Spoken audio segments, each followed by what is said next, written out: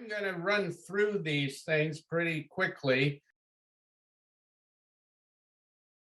I have divided into a number of units, and if I have time at the end of each unit, I'll stop for verbal questions or people can read stuff out of the chat to me.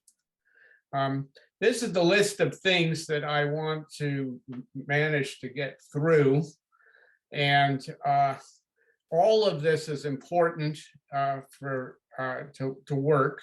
The thing I think I want to say is that if we were talking about animals and somebody said, well, I want to have a pet, you'd have to ask the question, well, what kind of a pet do you want? Are you talking about a goldfish? Are you talking about a cat? Are you talking about an elephant or a horse? And obviously, they're very different. They all need to be fed. They all need to be housed. There's all this stuff that is common, but obviously the whole question is totally different depending on what it is. So that's where we're at. So we're going to start in list of things that make sense for everything and then move toward more and more specific things. So what you do with kiwis is different than grapes, but they're both vines, let's say. So first of all, tools. Is really, really important to have high quality tools. You can certainly start, and I certainly did, with the cheapest stuff that you find, wherever you find it. But there's a whole lot of basically almost there's a direct relation between the cost of the tools and how well they last, how well they stay sharp. Forged steel, there's two kinds of things going on. There's forged steel, and then there's stuff that's basically like fiberboard that is much cheaper. You need to have high quality shears, pruners, pruning saws, and you can get by for a year or two with cheap stuff, but at some point you're going to have to spend some money. So these slides are on a timer, and this is all in your handouts, but it gives you some sense of what we're talking about. These are some of the basic places you can get a hold of things. Southwest Fertilizer in Houston typically has a very nice range of tools, but there are plenty of online sources for good tools. The easiest way to sharpen blades, and I'll give a brief demo of that next week, but is with a bastard grade mill file, which they sell. There are plenty of other ways to sharpen blades, but you have to figure out how to sharpen a blade. And I would say the mill file is by far the cheapest and easiest way to do it. You need to sterilize your blades when you move from one tree to the next, because you don't want to do surgery with dirty knives, basically. And it's stupid to move diseases from one tree to the next. And 95%, 90% alcohol is by far the easiest way to do this. If you have a large orchard, people sometimes use bleach, which is, you can certainly do that. You just got to wash your blades frequently. But you can have a big bucket of bleach water and do it, because you could run through a lot of alcohol in a large orchard. There are other pruning tools. Branch spreaders I find very useful. You can certainly make things like that. I carry things around in a bucket. There's a few things like that. When you first buy trees, they're all small, so it's not a big deal. But as they get larger and larger, you're going to need to, for many kinds of fruits, you're going to need to do something to keep it from getting too high. There's several reasons why you don't want trees to get beyond your reach. And the main one being that you can't pick these things, you can't prune them, you can't do a whole lot of stuff. There are certain trees which drop their fruit from the top when they're done, so it doesn't really matter, but mostly that's the big thing. The main thing I would say is that whatever it is you're going to climb on should be very stable and very easy, very comfortable to stand on. A lot of ladders are really nasty things to try to stand on for, say, 20, 30 minutes while you're pruning. And so wide stepped ladders, which are known as step stools or work platforms, are by far the easiest thing to use. That's not the only thing.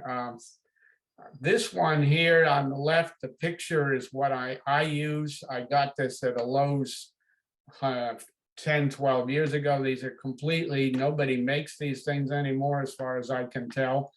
But there are plenty of work platforms that have wide steps.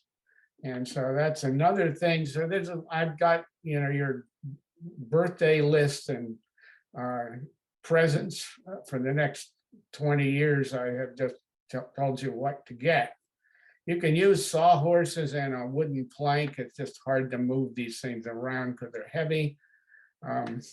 Tags, I really recommend tags. You can get these tags fairly cheaply. And they last forever on things. There's some tool sources. So I've just summarized a whole bunch of equipment stuff and so on. I didn't do a whole lot of rechecking all these websites this year. I did it last year. So some of them may be a bit out of date, but if you do a Google search for any of these items, you'll probably find them. Okay. So tree biology, this is the key thing. When you start cutting trees, what you're doing is surgery. So this is a bit like learning anatomy if you were going to operate on human beings. This is how the plant works, and it's essentially what happens is the leaves are where you get photosynthesis. They create sugars. The sugars are what power the energy source of the tree. So you have this phloem that goes up and down near fairly close between the bark and something called the cambium, which is a very thin layer of cells that are actively growing.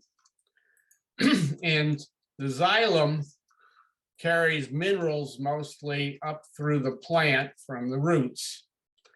So those are the two things that you get in the stem, in a branch, and so on. And these are various diagrams of that, but you can see how thin this cambium is, and the cambium is important at a certain point if you start trying to do any grafting, which is what most of the trees we have are grafted. So whether you graft yourself or don't, that's what you're talking about. So that's what basically all trees look like. And it's worth knowing this because when we start pruning these things, you are cutting through this. Parts of the tree. Here you have a typical stem. That's called a scion typically, and it's often grafted. Not always, but almost all fruit trees are grafted. So there's a scar here where a different plant was grafted onto a different plant. So here is what's called a rootstock. Here is what's called a scion, and the scion has attached. It's not that hard to learn to do. It's relatively fast and easy. It's equivalent of learning to plant seeds if it were vegetables. But you need to identify the graft union when you are thinking about planting a fruit tree. Now, sometimes these are cuttings or seedlings that we're using, that often will be the case, or root suckers. But most of the time there'll be a graft union. And if there's a graft union, you need to be sure the soil is below the graft union in almost all cases. So that's something to keep in mind. Now, why do they do that? Well, for one thing, you can plant a rootstock from seed, and you don't typically do that with fruit trees, because you want the wood to have a really high quality fruit, and you don't know quite what will happen to the fruits if you do it from seed. With some exceptions, particularly citrus, but mostly that's the case. So basically, that's something you need to know. Then there is a question of growth hormones. Auxins, what drive the growth of the tree upwards, and they typically are found near upper tips of branches and trunk. And so here's this gradient of auxins, and cytokinins. They are typically dominate more lower down. What auxins do is they drive these branches upwards near the top, and they tend to push them out wide near the base. And what happens is that these typically, where there's auxins, you typically don't get fruits, and where there's cytokinins, you typically do.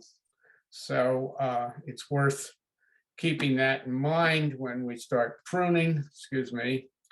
And you can see this on just about any tree. If you look at this tree, I think that says sugar stock in there. I didn't realize I had grabbed one of those pictures, but see how vertical the branches are at the top here, and how wide they are down here. Why does the branch go this way rather than that way?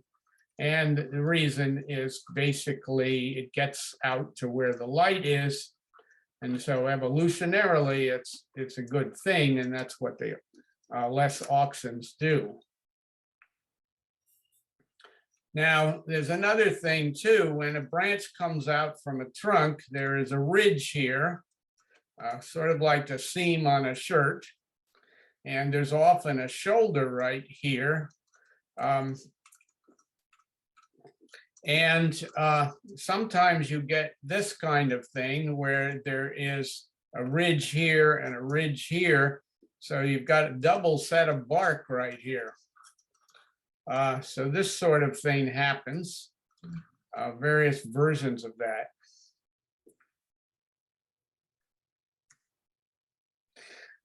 And this branch collar here, that's what they call a collar.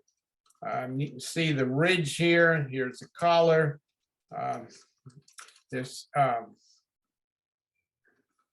Sometimes it's more prominent than others. So now we get to tree biology. How do you cut and how do you not cut? So this stuff basically doesn't do you any real good, and we don't recommend using it. I'm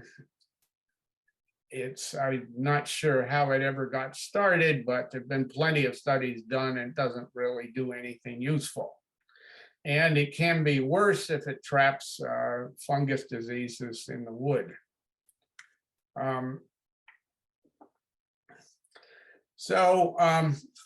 Infection in fruit trees is real easy to do. You can kill off a whole grove of peaches, and people have done that by simply infecting all the trees with non-sterilized blades.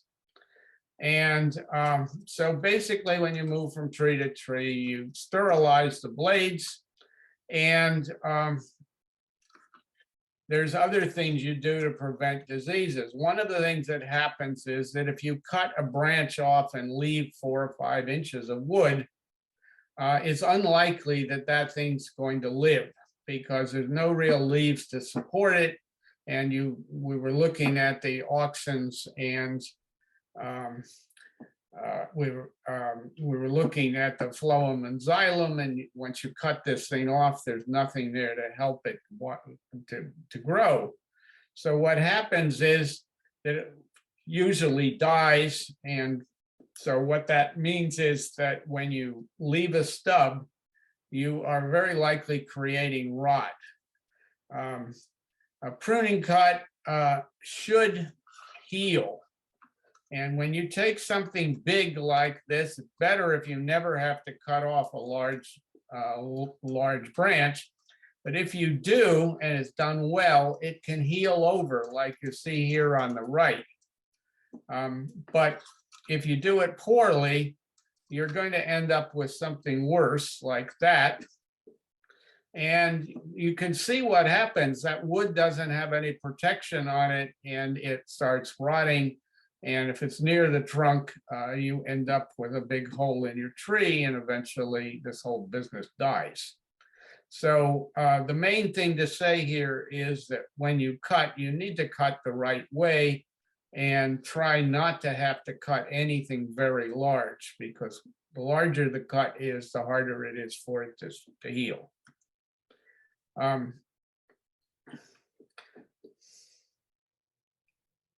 Now, when we say it's improper, I mean, if you're a bird or a raccoon or a bear or something, maybe you like these things, but otherwise, no. So when you cut, there is a way to do this. Here is the ridge, here is the branch collar. What we want to do is cut from just outside this ridge to the right here where the collar ends. So right like that is a perfect cut. That's the most likely to heal. And it varies somewhat depending on what kind of tree it is, but that's what you want to aim for. Again, you have all these slides in your handouts, so you can study them, and I recommend that you do. The class is coming up for the next 2 Saturdays. You'll get the most out of it if you study the handout. And you'll be able to ask intelligent questions too. So this just is explaining what happens when you have done it right. It's what you are aiming for. It doesn't always, of course, work. I say another thing too. I like to quote Yogi Berra, who basically once said that in theory, there's no difference between theory and practice, but in practice there is. And it's a fairly profound statement, because none of us ever have enough time to do this absolutely perfectly. So what we're talking about is what you're aiming at, not necessarily what you're actually going to manage to do if you have especially a large orchard.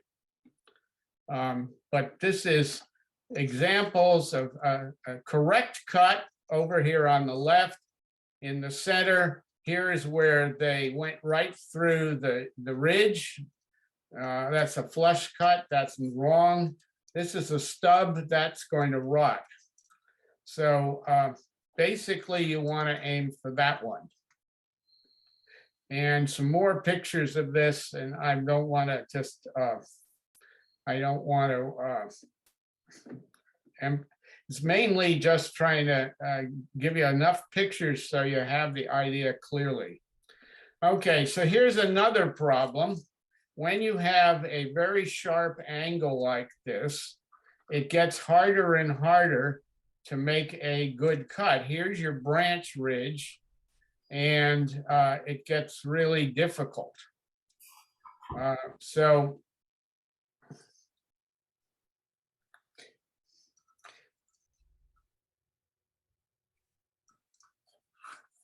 Now, every once in a while, you have a really big branch that you want to cut off for whatever reason.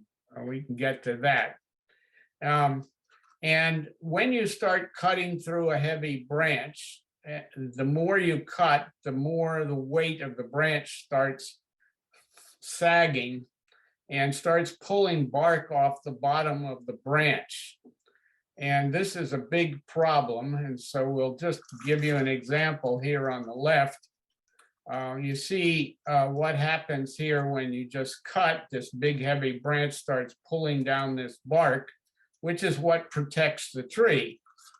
So you don't want to do that. What you want to do is first cut right here, about maybe a foot, 2 feet away, then cut here. And when you cut here, this is going to snap and it will stop the branch here. So you'll end up with this stub. Then you can come through and do it in this and hold this in your hand while you're doing it, and you don't wreck the rest of the tree.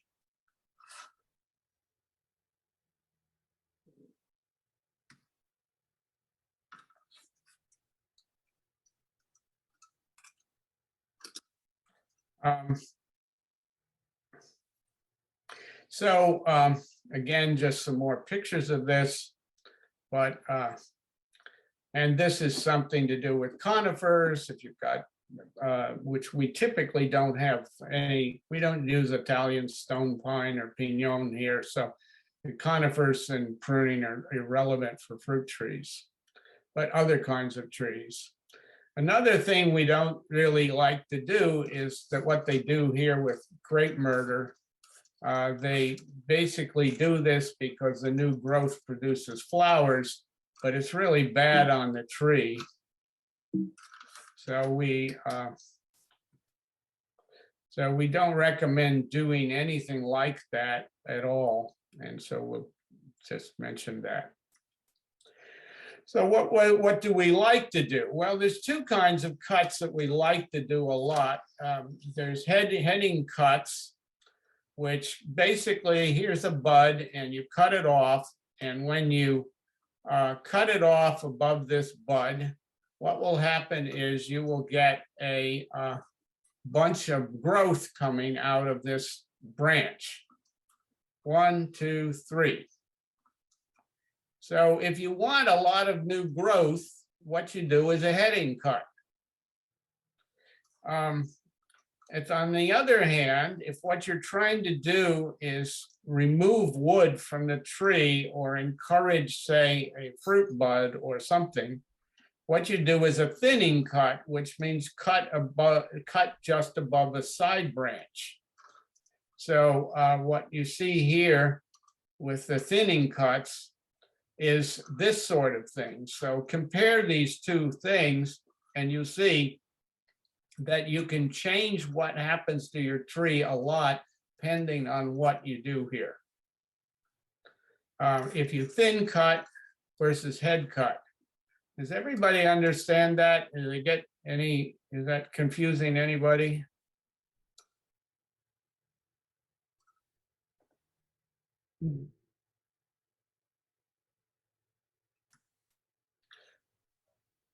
So sorry, if you go back, the idea is that you're looking for one branch that's shooting off that's got a bud below and above it. Okay. And toward the end of the. I want to move my branch off in this direction. Oh, okay. Okay. See that? Whereas all I want to do is get a whole lot of new growth. Now, why would I want to head? Let's suppose I have a really old branch and it's not doing anything, never produces any flowers, hardly grows anything during the summer.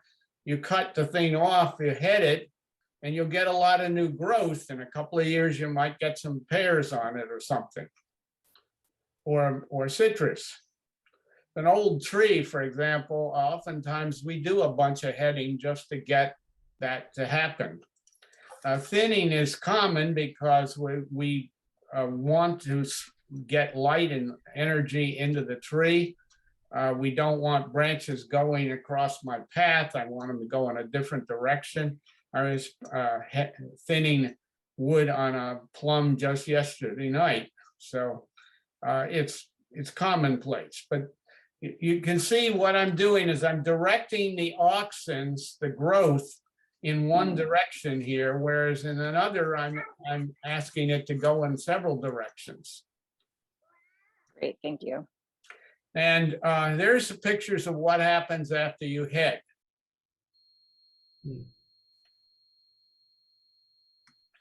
And that's what happens after you thin. So compare the two.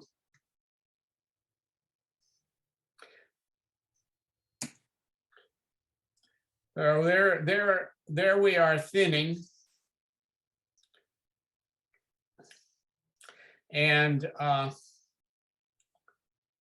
so you can see what happens when you cut here. What you're going to get is thinning out this wood, so there won't be so much of it. But you could cut right here, down here. Can you see my pointer moving across there? Is that visible, or do I have to? Yes. Yeah. Okay. You can see it. So, so here is included bark. You've got a steep thing here, and you can see now there's two sets of bark right here. So there's nothing that holds this wood together. There's no attachment really here, just a bunch of bark. So if the bark rots, what happens? You've got this big cut in the tree right down the middle of it. So basically, we don't want that to happen.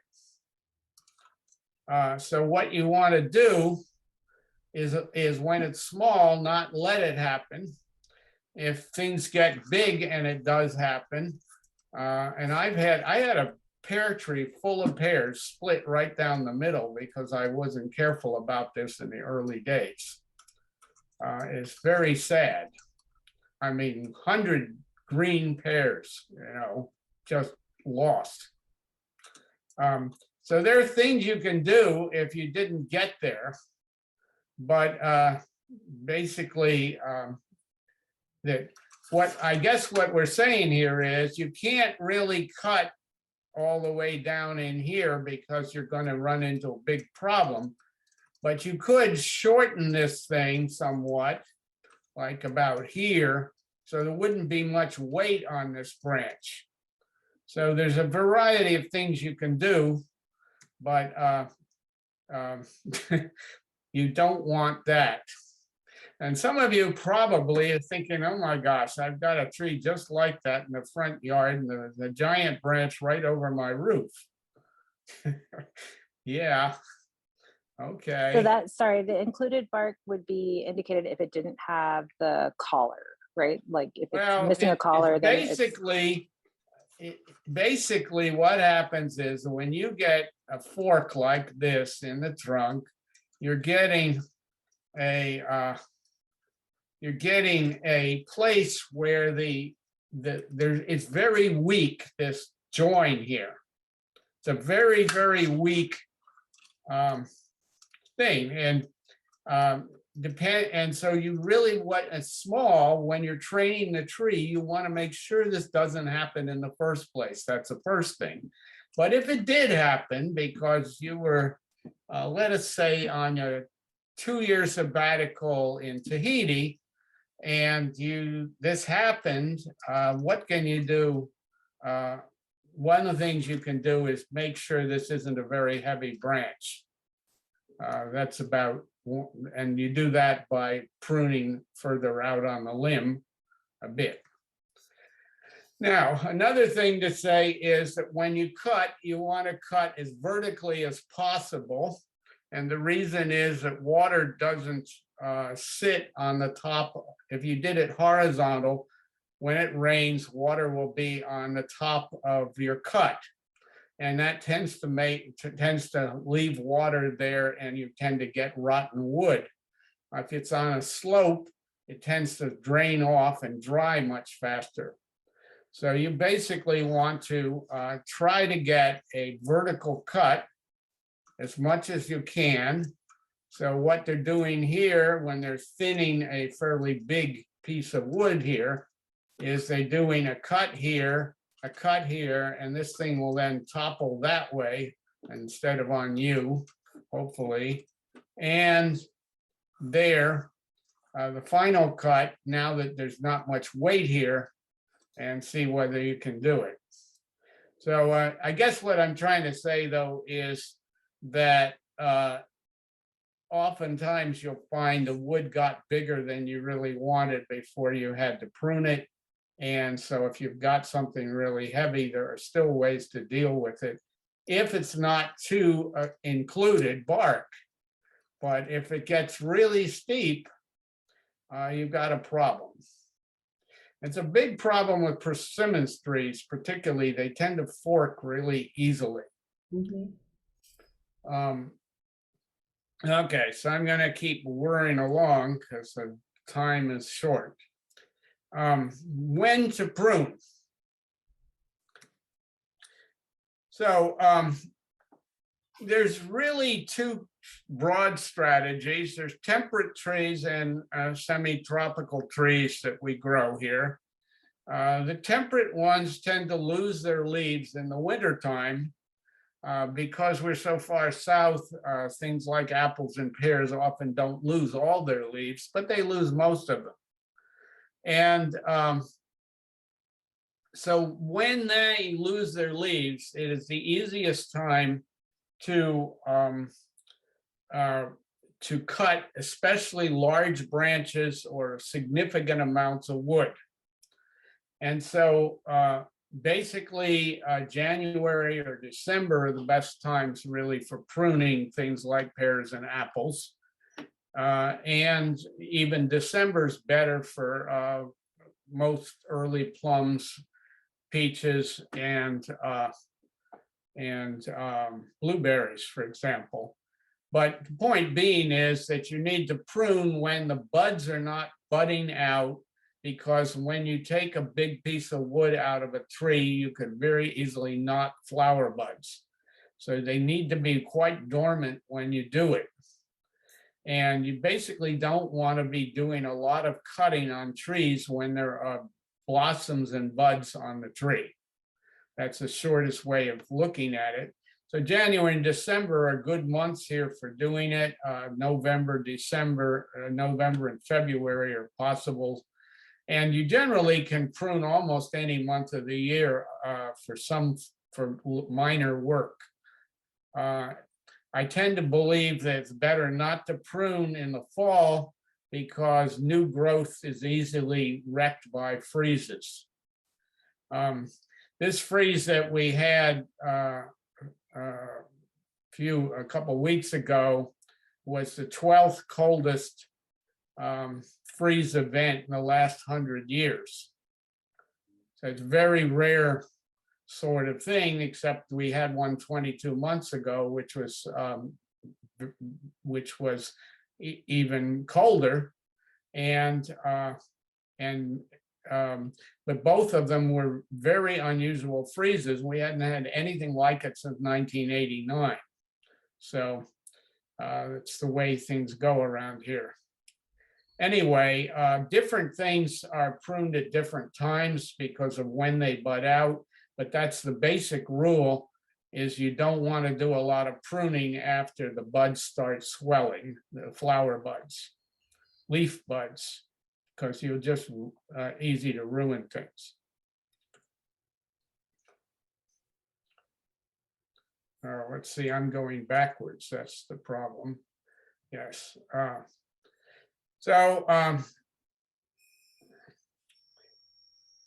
I don't prune bunch grapes until I can see what's budding out, because so much of the wood dies in the summer and winter time. It's hard to know what's living wood and what isn't, but that's the exception there. And so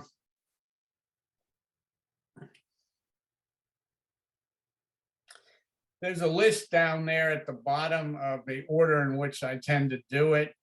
Basically, but it's the basic rule I said, is that things that bud out very late, you can do late. things that are early blooming, like say plums and blueberries, they can be frozen back if you have a late freeze like we had 2 years ago. And so that's another problem. And it's true with anything that's a tender tropical tree like a star fruit or something like that.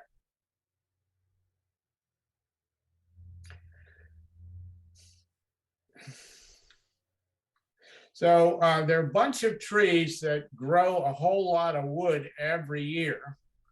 And those are pruned a lot. I pruned pears, mulberries, pomegranates, kiwis, often figs, quite a few times during the year.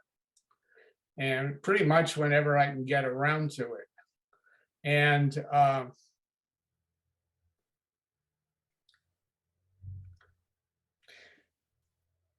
let's see. So another thing too is young trees basically need a lot of care and attention the first few years. You need to look at them. You need to see how they're growing. You need to change the branches so that they're growing the right way. And we'll get into what the right way is later on. But basically, you need to pay attention to these things during the summer. You need to be sure they're getting enough water because they don't have a huge root system, and so on. Now, tropical and semi-tropical trees are very different. Things that don't lose their leaves in the wintertime, basically, you want to prune again when they don't have fruit on them and don't have flowers on them. You want to be doing pruning during the off season, whatever that is. And some tropicals, like tropical guavas, fruit in say August. You could prune them right after August, for example. Loquats, they tend to fruit in March or maybe February. So you have to prune well ahead of that, no later than say September or sometime like that. So it really just depends on when they fruit and when they flower, what you're going to do. Right after they finish bearing, that's a good time to prune. Anything that could be damaged by a freeze, like star fruit, you don't do any pruning until after all danger of frost is done. You just let it go. I'm not going to get into the cut wood, but wood that you can allow to rot on your property is super good. It improves your soil tremendously. So I recommend not exporting your clippings and your cuts and your branches if you any way you can think of to compost it. All right, so why prune? Okay, so those are some basics there of some when you do it, how you do it, why you do it kind of stuff. And now we start getting into what it is you're trying to do. And this is a bit like architecture. I mean, it's like you want to build a house. Well, what kind of house do you want to build? And, you know, what are you looking for? What do you want to have in the end? And so on. And first one I want to do is talk about scaffold development. The scaffold, basically the structure of the tree, and all the branches that have fruit on it and so on are going to hang off of your scaffold. And different kinds of fruits have different scaffolds. So that's basically what we're talking about. They all have their own special ones, the special pruning techniques. And just to show you as examples, like bushes, there's a lot of bushes that have particular ones. There's vines, there's brambles like blackberries, and then there's all these different trees, beeches and nectarines and so on. So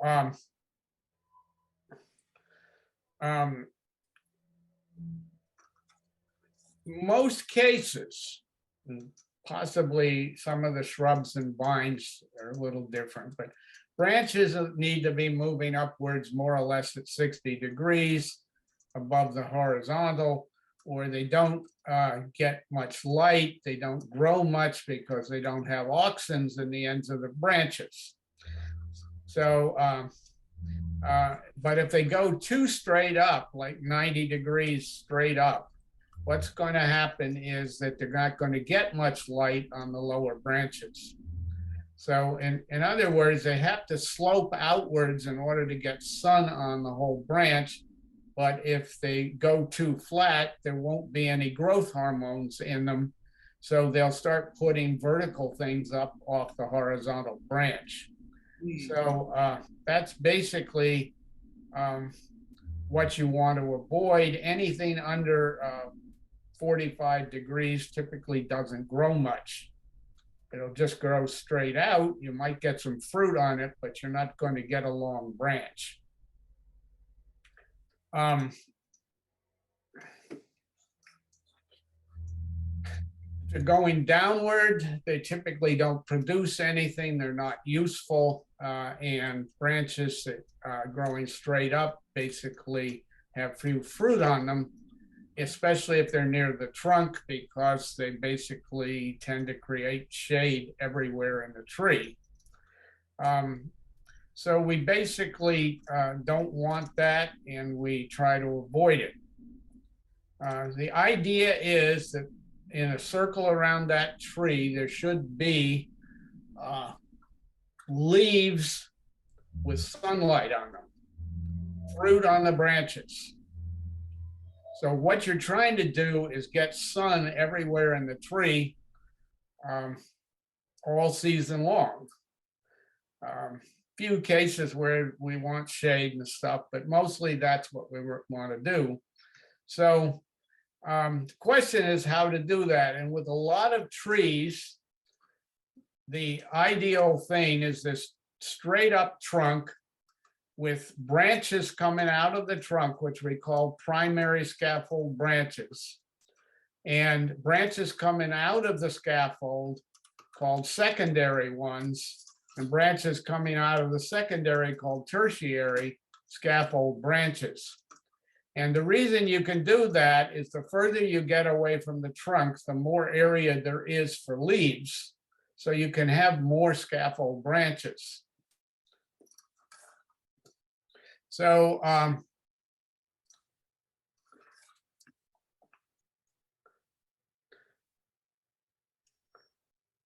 this is just a discussion of the naming of this stuff.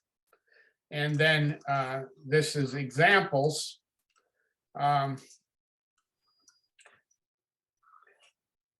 First branches come out of the tree around the trunk.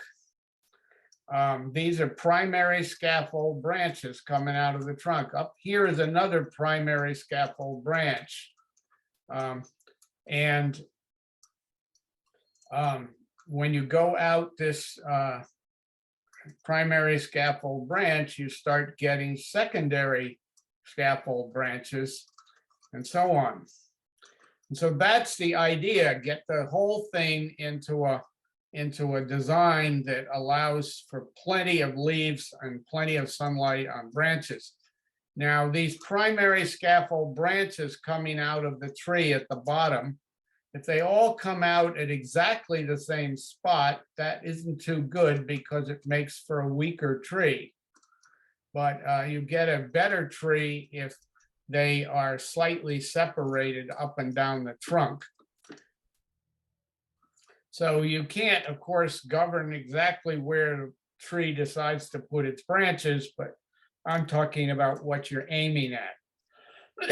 You don't want the scaffold branches on the ground. You don't want the fruit on the ground. If you're going to use a lawnmower around it or something like that, you're going to have it high enough up for whatever you're going to do under the tree to maintain it. So that's a whole nother question, but essentially,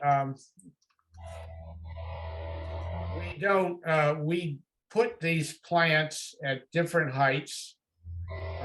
the first branches at different heights, and then we move up the tree. So what we say is put 3 to 5 branches evenly around the tree, typically about 2 feet off the ground, but depends on what you want to do. And we don't allow more than 3 to 5 branches. And if you are planting the tree, the lowest branch, if you send it to the southwest, it tends to keep shade on the bark and the young bark. Typically, that's a good idea. But anyway, that's what we do. Now, one of the things about these branches that come out of the trunk, they will be strongest if they come out of the trunk at 90 degrees, right angle with the trunk. And so we typically, when the branches are really small, we try to get them, force them to come out straight rather than angling upwards immediately.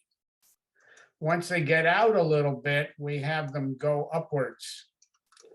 So that's what we're trying to get, and we try to do things to make that happen. So this is basically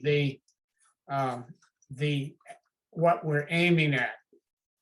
It's strongest that way. Well, if it's this way, it's not a big deal, but it's better if it's just straight. And if you don't too sure what 60 degrees is because you missed that geometry class or something, well, there's a simple way to do this, and that's roughly what we're looking at.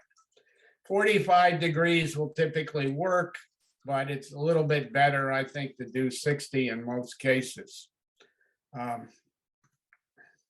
there's all kinds of ways to flatten these things out. But this is what you're aiming at. Clothespins, you can get wooden clothespins by mail, or Bearings has sold them. Anyway, there's plenty of things. You can make them out of wood with 2-penny nails and cut the ends off the nails. Sorry, and the idea here is that Yeah, this is primary branch. So you're not to have a bud go at 40 degrees. You're making the one branch go out 4 inches and then directing it upward. yeah, this is a primary scaffold branch.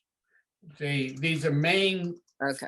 bearing these branches Yeah. are what's going to hold branches that have fruit on them. So they're the, if it was a clothes closet, it would be the rung that all the clothes hang on. So it needs to be strong, and these things get big, they're going to be very strong. And remember, we didn't like vertically upwards branches. So here's more, this isn't quite right angle here, see? This isn't quite right angle, but you would like something more like that. That's a stronger branch. Bob, Yeah, we have a question about the clothespins, so I thought I'd pop in. Do the clothespins not squeeze the trunk too much? I would get uncomfortable if I had all those clothespins on me. you need to watch what's going on, but typically they don't seem to cause me any problems when I use them.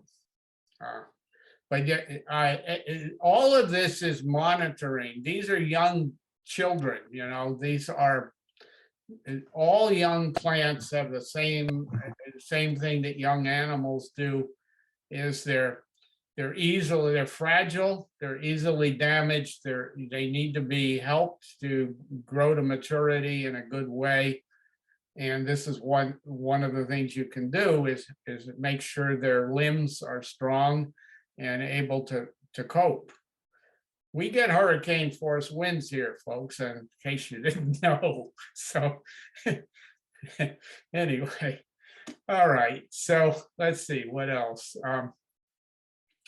Most trees are going to have a second tier of primary scaffold branches 2 to 3 feet up the trunk. And a lot of them will have another tier of these branches. So the primary scaffold branches maybe start 2 feet up the trunk, and then at 5 feet, there's some more primary branches coming out. This kind of thing. And once you get to about 3 whorls of these primary scaffold branches, you probably can't pick fruit higher than that. So that's about where we're going to stop. Some trees don't have a whole lot of leaves on them, like persimmons, so you can do 24 inches between tiers or whatever. Others are very thick. Some doesn't really matter how many, but I'm simply talking about things like apples, pears, persimmons, stuff like that.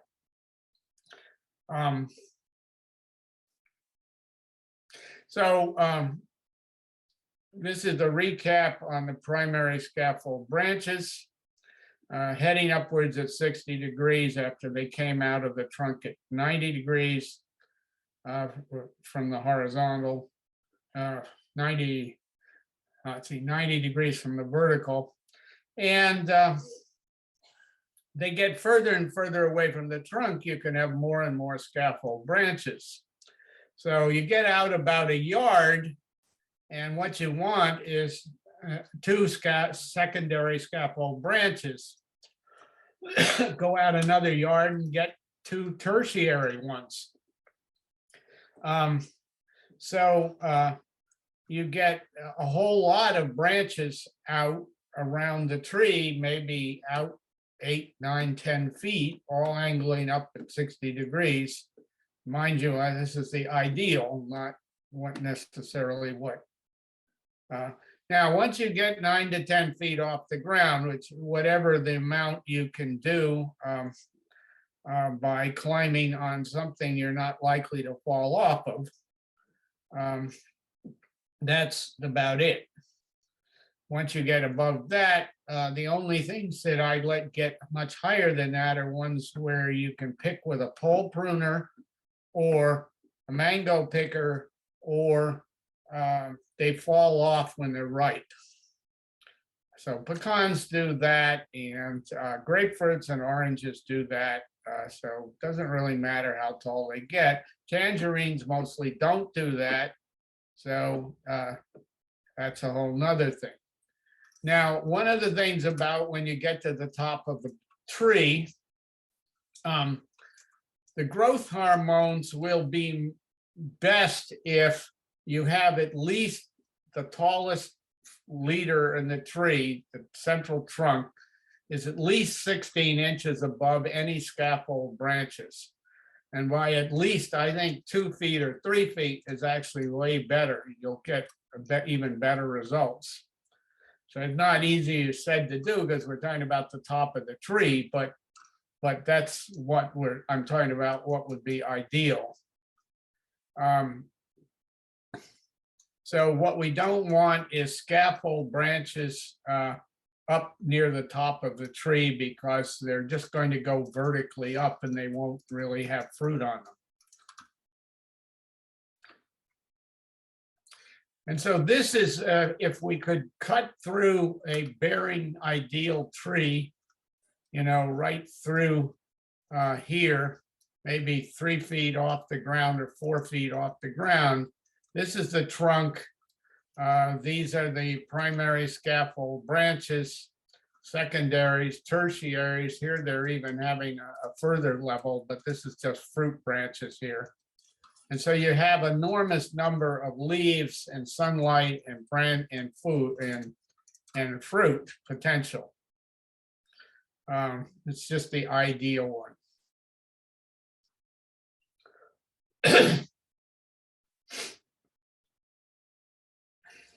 So that's the idea of scaffold development. Now, tree health and convenience is another reason.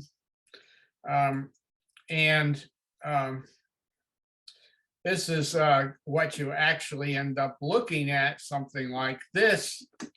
And there's all kinds of problems in this here, which after we get through with the class today and you've studied the handout, if you want, you can do this homework. you can look at the slide, this one, and see what you think should be done. Because all of this has got things that are problems. And remember I said no vertical stuff, no stubs.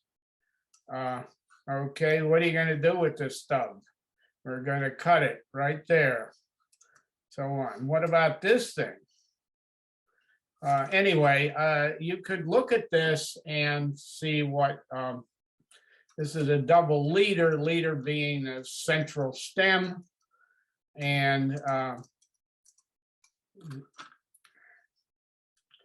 okay, so then the question is disease prevention.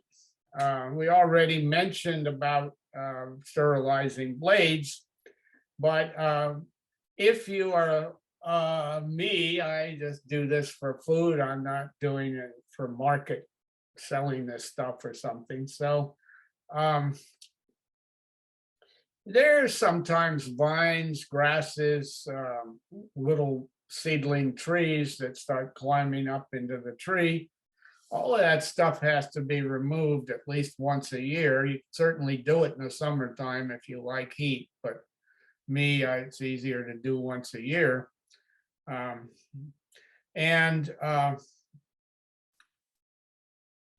Another thing to say is that the soil at the base of the tree, including the mulch, should just barely cover the where the roots start coming out of the tree, but not be covering the bark and should not be covering the graft.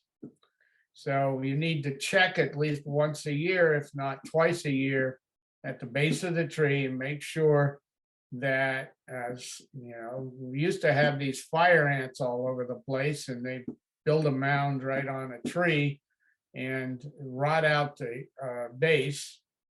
And I might say you need to keep any people with weed trimmers away from the bark, because the bark protects the tree. I don't need to talk about avocados, but avocados are actually often on a bad rootstock, and covering the graft line is something you could do.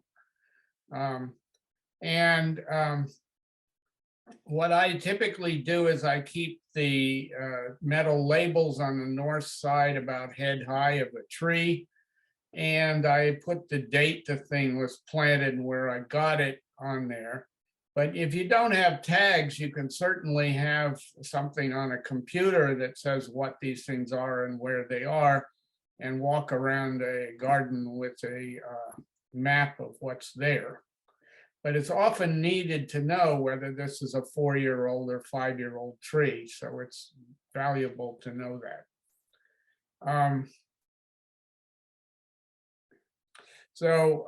Disease prevention, remove any dead wood. And after this freeze, the question is, well, what is dead? And eventually you will know, but unfortunately, it's going to look like crap for a while, and you're going to not know what's alive and what's dead for quite a while. But basically, if it's dead, it needs to be removed. It's easier to remove dead wood in the wintertime if you know it's dead, but you basically any time of the year is probably a good time to get rid of dead wood. Broken branches, short cut off branches, any of those things are likely to produce stumps, and they easily get diseased. And no mulch on the bark. Talked about crotch angles. Watch for things that are wrong and deal with them. Little branches that have bad angles will eventually become big branches with bad angles. And so get rid of the young ones while you can. And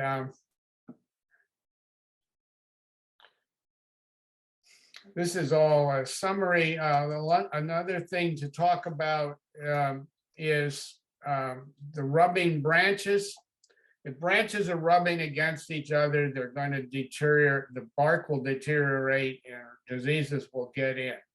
So you need to actually shorten one branch or take some kind of wire or something and move the branch off the other branch. They shouldn't be rubbing against each other. This is a picture of a branch that fell off a tree. I think this is a pear or something that just collapsed off of this tree branch here. And this is the sort of thing that happens. And this is an awfully big cut, and it wasn't a natural cut. It's probably going to rot. So unfortunately, this thing's not going to produce, get rid of it. You're probably going to have to cut this thing off too.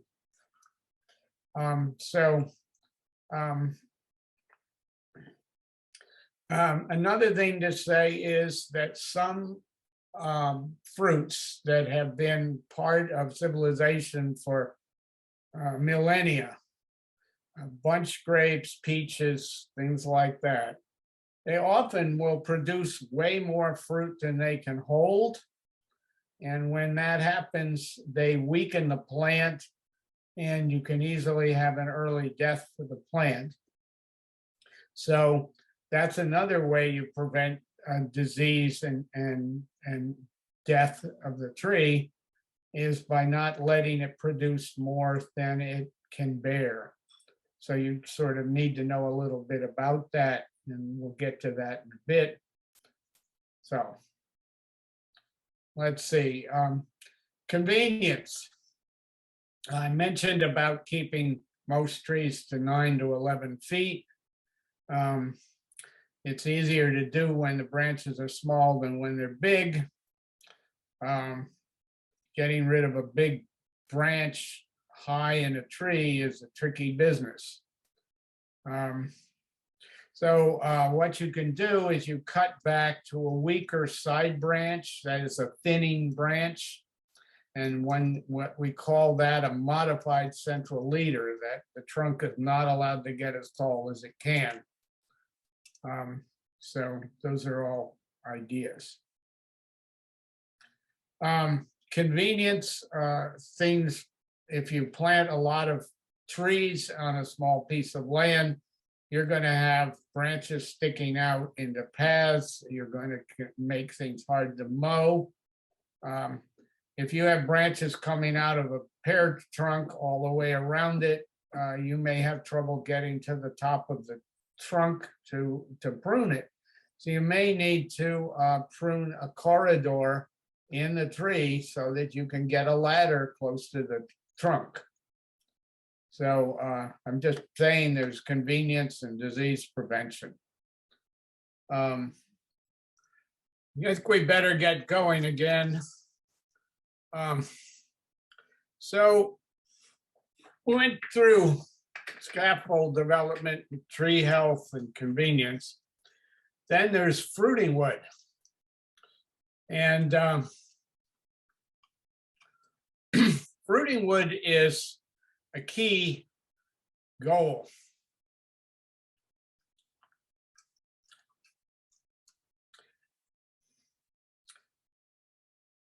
So ask yourself this, how does the fruit where does the fruit come from on a tree? It's basically what? You want it to be sweet, so what's that? Sugar, fruit sugar mostly, but that's carbon and water. Takes carbon out of the air, takes water from the soil, and that's what you're getting. And you get photosynthesis is what you do to get that. And so good fruiting branches have lots of leaves and lots of sunlight. And some of these flowers need pollination, some of them don't. But basically an insect, for example, that doesn't know a flower is there isn't going to pollinate it. And so essentially the scaffold development promotes the opportunity for fruiting wood. And both horizontally, vertically, you know, all over the tree. So one of the things we do is we mentioned we don't want branches rubbing against each other because of disease, but we also don't want branches crossing over each other close by because they tend to shade the bottom branch. So you don't get sun on the leaves. And things that branches that go up vertically, what they call water sprouts, those things also in the center of the tree shade it out so you don't get leaves with sun on them down below. So we don't want shade in the lower branches, and so that is a problem because it's, after all, a tree. Now, beyond that, different fruits have different wood that produces fruit. And these are all fruits on wood that grows this year in the summertime, say, shoots, avocado, fig, citrus, raspberries, tropical guavas. They all do that. They put out shoots with flowers on them. And obviously, the more of these shoots you get, the more likely you are going to get some fruit. But a lot of things bear on shoots off of last year's new wood. And there's a long list of these things here. But basically, if you didn't grow new wood last summer on your persimmon or your loquat, you aren't going to have persimmons and loquats this year. Now, because of the freeze, I don't think you're going to get loquats anyway, because the new wood that grew on them was all dead, mostly. But that's the basic thing. So if you want to get fruit on your blackberries or your kiwis, you need, or blueberries, as far as that goes, you need to have new wood growing this summer to get fruit the following year. Figs produce on both last summer's wood and the current summer's wood. Let's assume it's summertime. So when you prune, you are not just pruning for all these other reasons. You are pruning to create fruiting wood. That's what you're doing. And a number of these things don't really need a whole lot of pruning in order to produce fruit. Most citrus don't need a lot of pruning to do that in most cases. But they, if they don't grow much new wood, they won't produce much. So things like water and fertilizer and mulch and other things like that affect things, certainly, as well as whether we have bad freezes or not. And there's quite a few things that by and large you don't need to do much pruning at all in order to get fruit. And other things, figs, mulberries, loquats, will all get way too high and put most of their fruit up near the atmosphere, up in the stratosphere somewhere, unless you keep them shorter.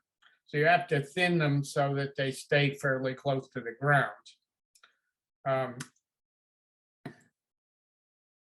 And anything that didn't bear on last year's new wood or new shoots this year basically develop spurs over on older branches. And so that's a whole nother thing. Apples, pears, plums, cherries, pomegranates, all often a bit older than This is from my book. It basically talks about, you know, what kinds of wood these things bear on, and so on.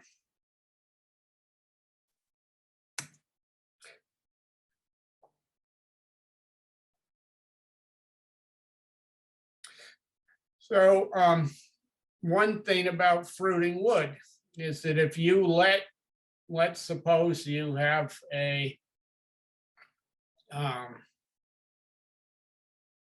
let's suppose you have a pear that is just loaded with pears this year. Hundreds of the things. Well, what is going to happen is it's going to put all of its effort into producing pears, and it won't put hardly any effort into creating wood for next year or the year after. And so what you'll likely have is a huge pear harvest followed by several disappointing years. And a lot of trees will overproduce if you let them. And of course, it's more work to thin anything, a fruit, and it's hard, you know, mentally hard to do, to take pears off of pear trees or something like that. But that's reality. And I've seen worse than that. We've had situations where the young trees, 4-year-old tangerine is allowed to produce 20, 30 tangerines or something, and then never produces much again for the rest of its life,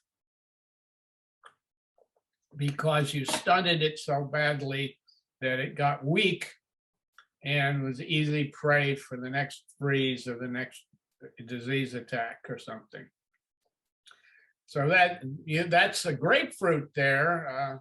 One I grew, and a now dead grapefruit tree.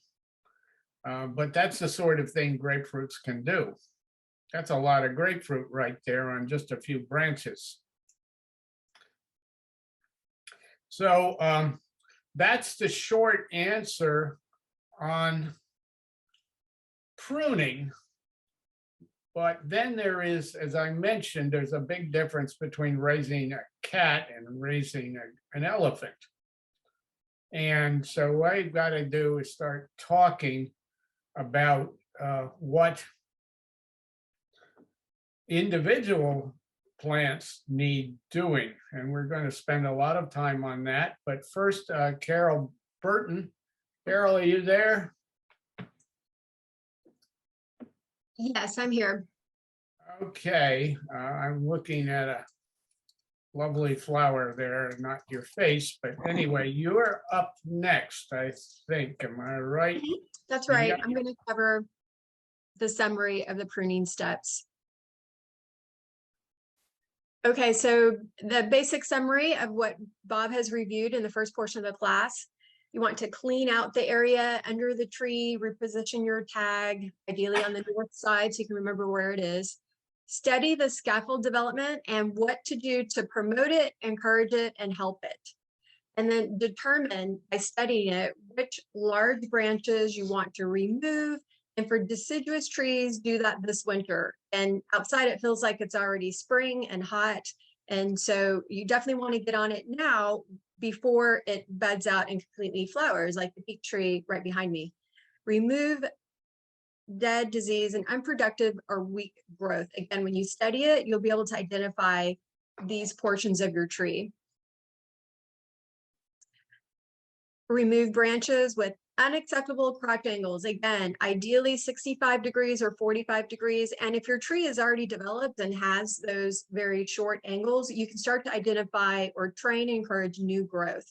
So finish any final scaffold development. Prune to promote both fruit production this year and also to promote future fruiting wood production. And then during the summer, be mindful that if there is too much shade on the fruit, when you're looking at all of your beautiful fruit coming in, and if there's too much shade, then you can go back in and you can thin the branches and prune to encourage more sunlight on all of the fruit and also to encourage new fruiting wood and new scaffolds. Now I'm going to go through the ABCs of fruit pruning. So A, annoying, any branches that are annoying, you want to trim and prune. B, for broken branches, remove the broken branches. C, again, those crotch angles, if they are weak, remove or shorten them. And also you want to make sure that you have room for a ladder. And you also want scaffolding to encourage the scaffolding. D is for disease or dead branches. Those again are branches that you want to remove. And E, a little bit of creativity here is energy. Again, light and photosynthesis is part of the energy that the tree needs. So we want to mitigate the temperatures with wind and neighboring plants. You may want to prune some neighboring plants because they're blocking that sun energy from your fruit. F, again, future fruit. That's what we are training our fruit trees for. Future fruit. That's a little tongue twister there. G, graft line. Is it okay? Look at the bottom of your tree. You want to remove all mulch or soil that may mean it's planted too low from the graft line. So make sure the graft line is visible. H is the height correct. You want to prune and encourage your tree to grow to a reachable height. Again, that may mean that you're going to be cutting back or topping off some of those terminal branches. I, for irrigation.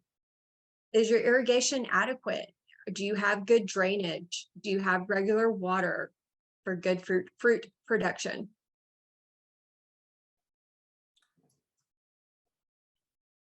J, okay, this is part of the gardeners, very hard for gardeners to justify the reason for keeping a tree that is not producing.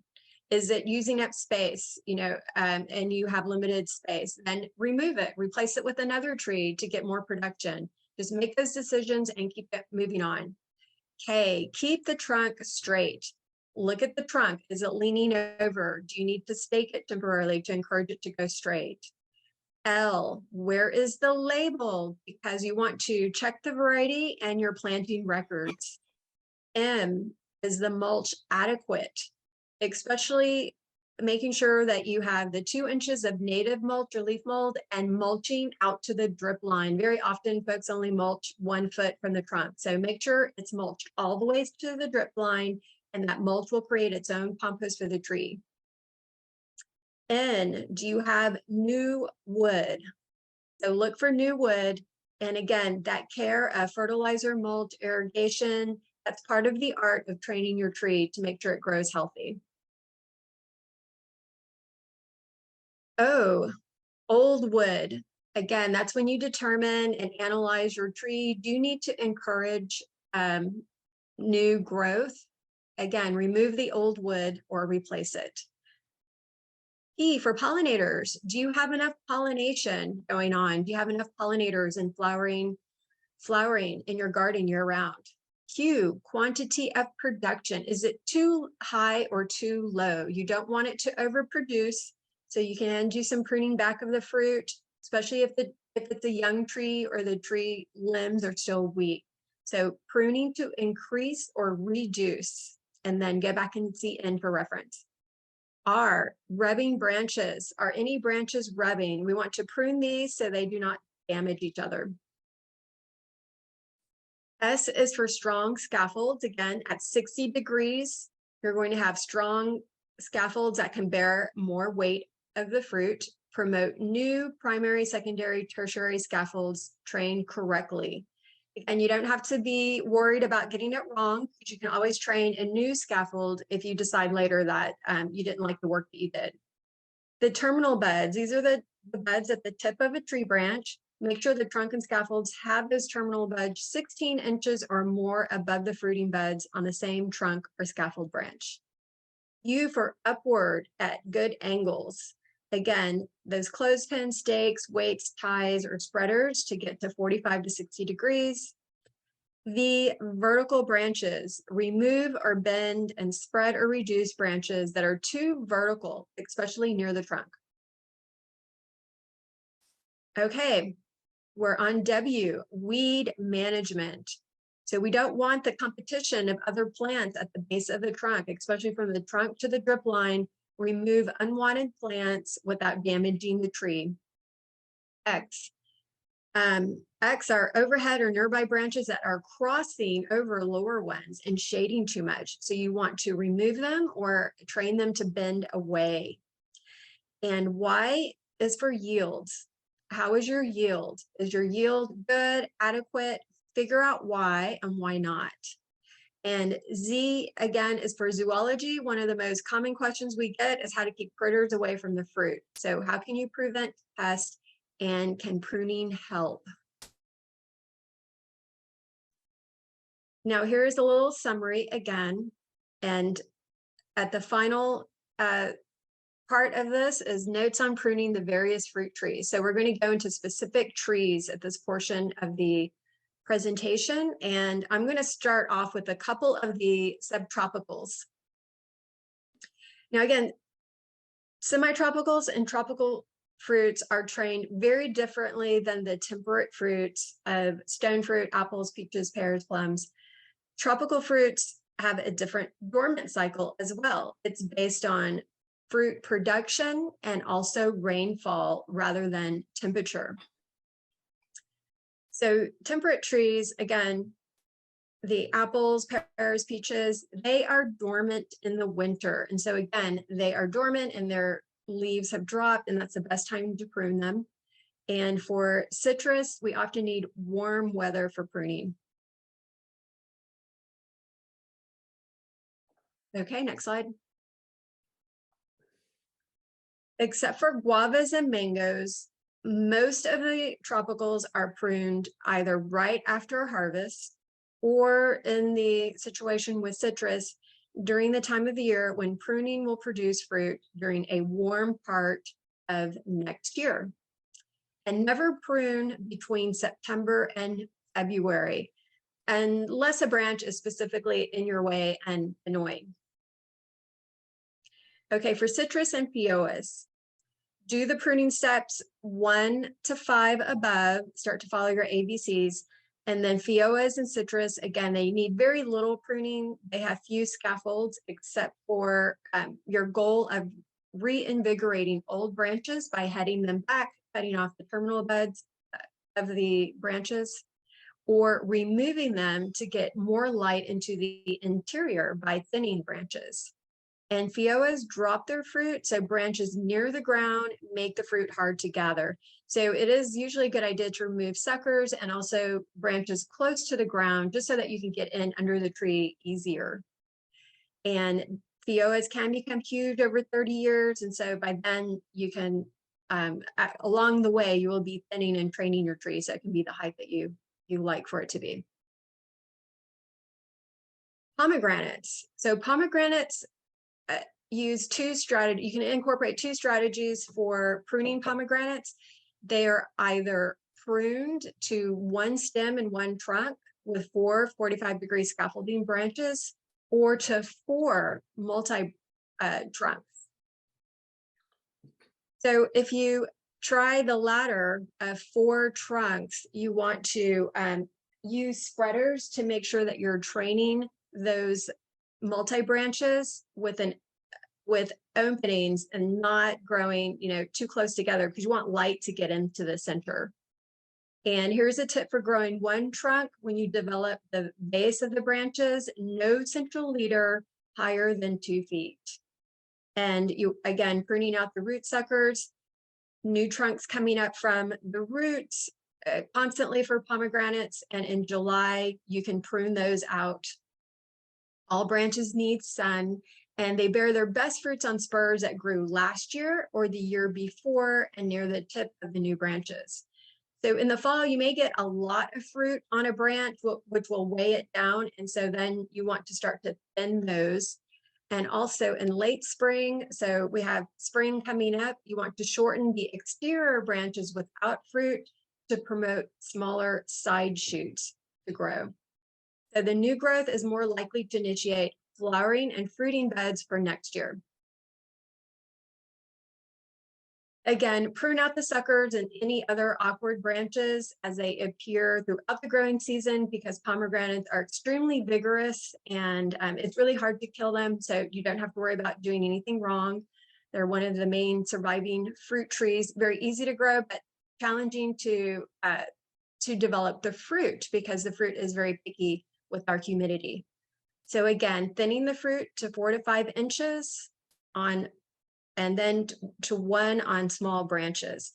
And if a tree is mature and produces little fruit, again, you can head it way back and some of the big limbs in the winter, late winter, before it breaks dormancy. And then later after a frost has passed. So this will again rejuvenate the tree if you have a mature pomegranate and it's not producing. Now I'm going to move on to figs. So figs are very easy to grow in the Houston area, and some say don't prune figs, just let it go. So if you don't prune them, they become very tall, extremely tall, and then it's hard and challenging to harvest the fruit at the top of the tree. And then also, if you don't prune them, then it can get a bit out of hand at the bottom of the trunk when the suckers come up. So again, if you don't prune it, you'll get a large edge and it will be challenging to get to the center of the tree. So again, if you want to just let your fig trees grow and also have some sacrificial fig trees for the birds, you can let it go and just be a bit wild, and you'll encourage more birds. Next slide. Now, this is the art of fig trees, of growing and cultivating fig trees. And as you get to know your tree and become familiar with the new branches and the old branches, you will see that you'll have fruiting branches at various times of the year. So on the older branches, a 1-year-old gray wood, you will have a breve crop, if I'm pronouncing that correctly. And here's another picture that shows the different buds. So up north in cooler climates, you prune for that early breve crop. And so here where we have heat and cool weather year round, sometimes you can be lucky and you can get both a new crop and an older crop. But essentially what you want to encourage the newer crop, and you can prune back the older limbs. And you can also train it so that you can clear branches from the bottom to have more room. And here you can see a fig tree that was pruned before on the right and then after on the left, so that you have more room and space for your fruit and reaching your fruit. Again, here's a little diagram that you can refer to on tips for pruning and identifying the old wood and the new wood. Okay, pruning persimmons. Yes, I'm going to pass this over to Bob. Okay, so I want to say that Asian persimmons are one of my favorite fruits. They produce prolifically, they don't have hardly any pest problems at all, and you get an amazingly delicious fruits for and a beautiful tree on top of it. So and you don't need to do a lot of yearly pruning. Persimmons will get too tall if you let them, so you have to modify that central leader back to a weaker side branch high in the tree. So that means you need a scaffold, you need a way to get close to the trunk, and so on. And beyond that, and basic scaffold training in the beginning, there's not a whole lot you have to do to a persimmon to get some pretty good results. But you are going to have to pick your persimmons off the tree with a pruners. So you have to be able to reach all the branches. That's the biggest thing I think I could tell you. The other thing is that persimmons fork really easily with their leaders, so it's really easy to wind up with one of those included bark situations. So you have to watch it like a hawk in the early days when it's producing, when it's growing, and it doesn't really start producing till 5 or 6 years. But I've had them last 30 years or so, and then it died only because they put in sidewalks right near it. Anyhow, persimmons come on wood that grew last summer. So they put out shoots off of big buds on relatively on wood that grew last summer. So the trick with persimmons is knowing what is your fruiting wood and leaving that, and occasionally heading back old wood so that it produces more new wood this coming summer. So it will give you fruit the following year.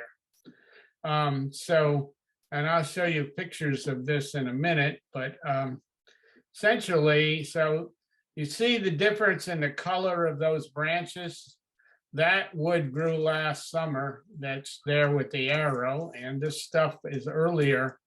So there's a scaffold branch down at the bottom. There is an older piece of wood from a couple of years ago that isn't going to have fruit on it, but it could have, of course, branches on it from last year, but this particular branch won't have fruit. But this has buds, and if you go a couple up the thing here, you'll get some shoots with fruit on it, possibly a lot of fruit. So these are older wood that grew last summer. That's typically what it looked like. The wood that had fruit on it last summer. Up here, you can see another place where there was fruit. This is new wood here, perhaps, or it might be older. It's hard to tell exactly, but this looks to me like this whole thing is new. And these are a bunch of diagrams about things. And if you do a lot of fruit tree persimmon pruning, you will understand what this is and you can study it. And we'll be having a class, forgotten who's teaching persimmon pruning, but we'll possibly look at these there. So these are replacement shoots for new wood. That's old stuff here that you can see. So all of this stuff, nothing's going to come off of this stuff in the way of fruit. It doesn't have any new wood on the end here. So this whole business right here could probably just be cut off to this side thing. It's you don't have to do it though in winter. You can wait to see what happens in the summer. It's very and this is all basically what they do in commercial orchards, and they're trying to get the most possible persimmons. I can tell you that persimmons freezes really well. It's delicious. So we really don't, we have 2 or 3, we have 3 persimmon trees, and we really don't need any more fruit than what we're getting. Maybe don't even need as much. But this is a set of diagrams here, and I'm not going to talk about them in any detail here. You can study them, and there'll be another 5 hours where you can think about this stuff. But anyway, in the summertime, you want to be sure you're getting new wood coming out. So you may want to head something or cut something to try to stimulate new growth. So in the summer, take a look at what's going on with your persimmon trees, because by then you'll see what has fruit on it and what doesn't, and so on. Older persimmon trees, their branches tend to get further and further away from the trunk, and they don't produce much on old wood. And you can completely head back a big branch, and it will result in lots of new wood coming out of it. But it's easy to have persimmons that last 30 years or more. Now, berries are a somewhat different kind of situation.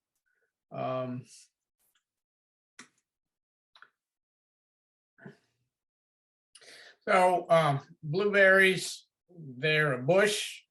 They fruit on last year's new wood, generally right at the ends of the branch. The terminal buds, they put out little side shoots and have fruit on them. I have flowers on my blueberries right now. I thought, well, this freeze, I wonder if it's going to damage them, but no, they're come out right after the freeze. I didn't protect them or anything, so it's amazing.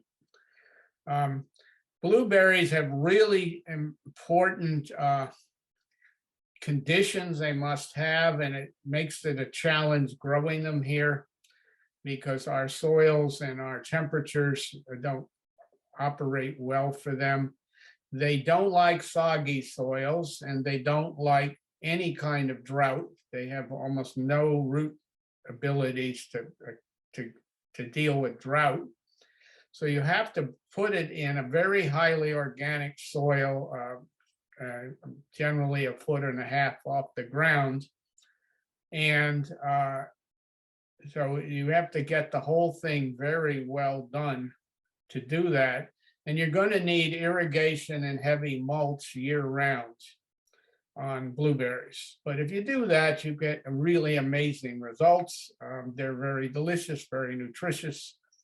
And you're also going to have to net them. So there's a lot of things that you can do. I would point out that unless you get some Canadian sphagnum peat moss in the mix, you're probably not going to get the right microbes, and because the root hairs of the blueberry need that mycorrhiza in order to convert organic matter into what they use to grow with.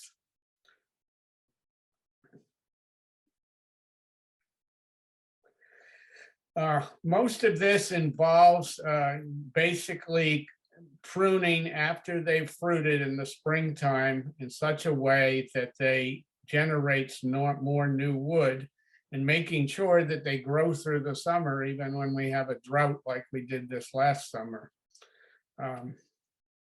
So I prune them basically right after they finish fruiting in the spring, and then I do it again in about November before they start flowering, because they flower very early.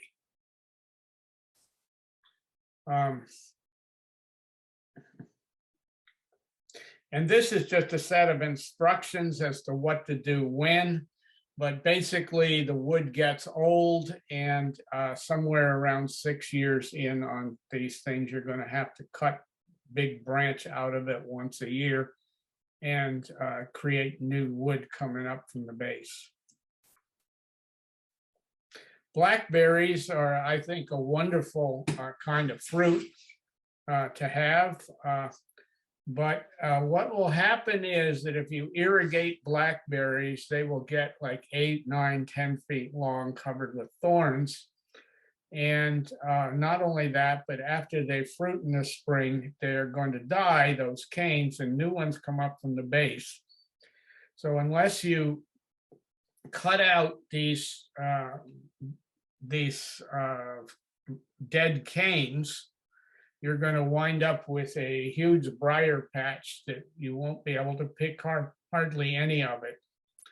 So what I recommend, and we've pretty much done this for decades and was figured out at Ag Extension in Harris County, that staking a blackberry, a thorny blackberry, to a metal stake or any kind of stake really, with wire at about 4 to 5 feet up, somewhere around your shoulder or eye height, cut it off, keep it tied to the stake, and create a bush that's about 2-3 feet in diameter with blackberries on it.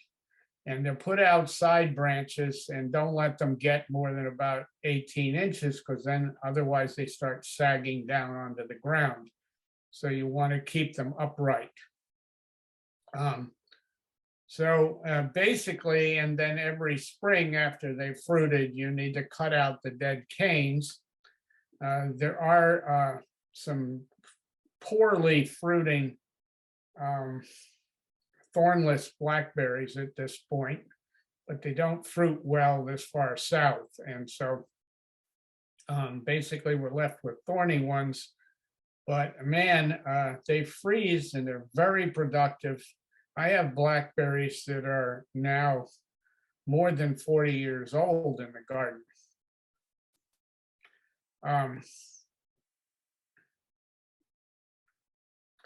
There's blackberries tied to a stake. And if they get water, they grow and produce tremendous numbers. So one plant, 3 feet, you can get 3-4 quarts of blackberries. So raspberries, I'm not going to talk much about them. I don't think they're worth growing this far south. You can get some raspberries from the It's All one, but it may be Conroe Woodlands, you may be able to get better results. Man up in Conroe has had some fairly decent results because it's a good bit colder. But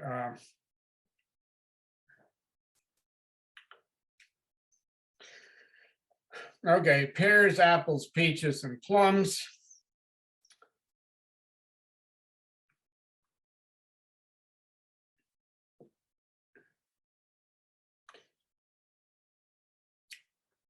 So temperate trees get through the winter by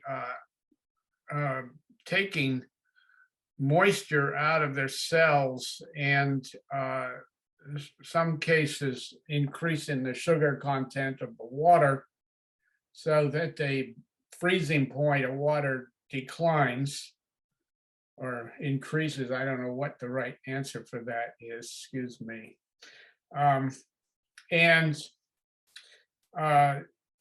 So you have to get pears and apples and peaches and plums and things that have the right knowledge for our area. If you get a tree that's poorly aligned with our winters, you're going to have a lot of trouble trying to get any production out of it. That's the short answer to that.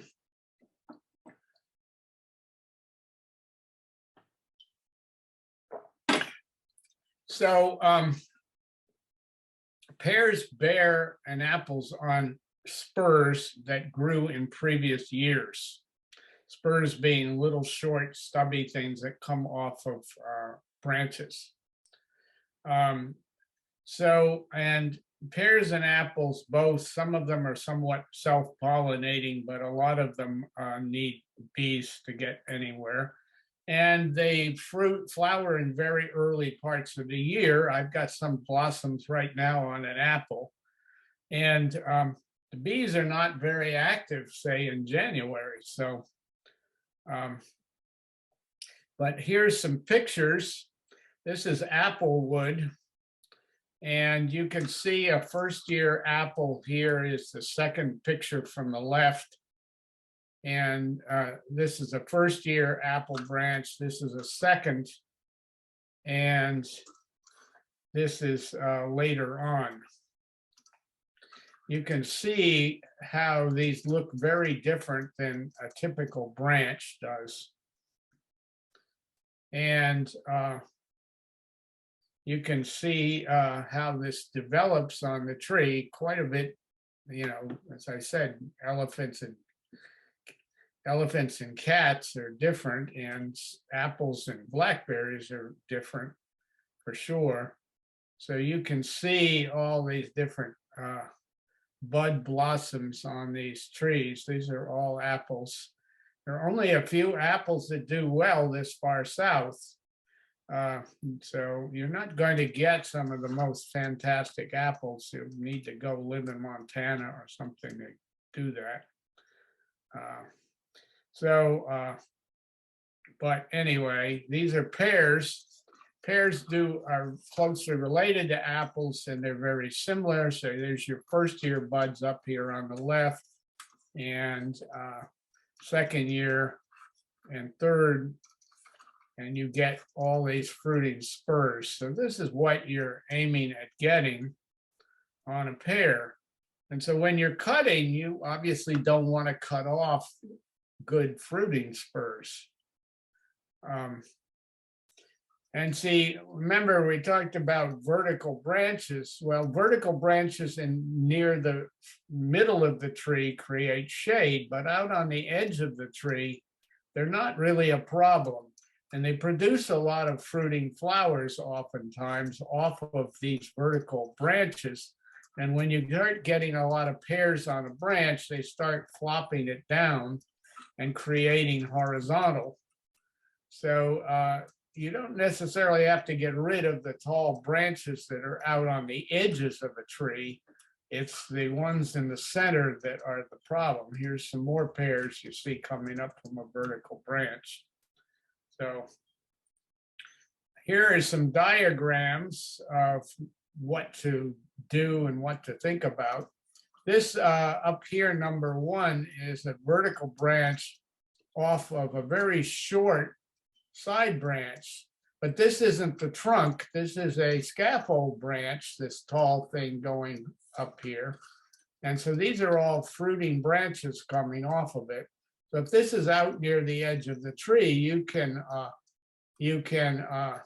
let this thing grow, or you can cut it back as it says here. And so I think you can see that there's a lot of kinds of issues, but I typically prune pears about 3 times a year. So they're more work than a lot of things, but they sure are amazingly good. Look at what the kinds of growth. Pears near a water supply, like a roof, they tolerate a lot of water. They're more tolerate soggy soil better than most trees do. And they're when they get a lot of water, they tend to put a huge amount of new growth up in the tree, more wood than you really want to be cutting down. So there's a bunch of description here. You can study it. Kevin Topek next week is going to be talking, I think it's, yeah, Kevin is going to be talking about pears and apples next week. And so you can pay attention to that. Stone fruit we'll do in 2 weeks. My plums and peaches are already beginning to blossom. I put a little bit of budwood in the refrigerator from the peach, so Bill can use it to show you what it's like when it isn't in active growth. But this is a common description of how they tell you to prune peaches. And in a commercial orchard, that's what they do. They don't allow a central leader at all, just that first tier of branches. But the problem with that is that when you do that, you get a lot of vertical growth right here where the trunk is. And that means that unless you come out about once a month and cut it off, you're going to end up with a very big thing to cut off every winter. Excuse me, what did I just do here? Okay. Oh.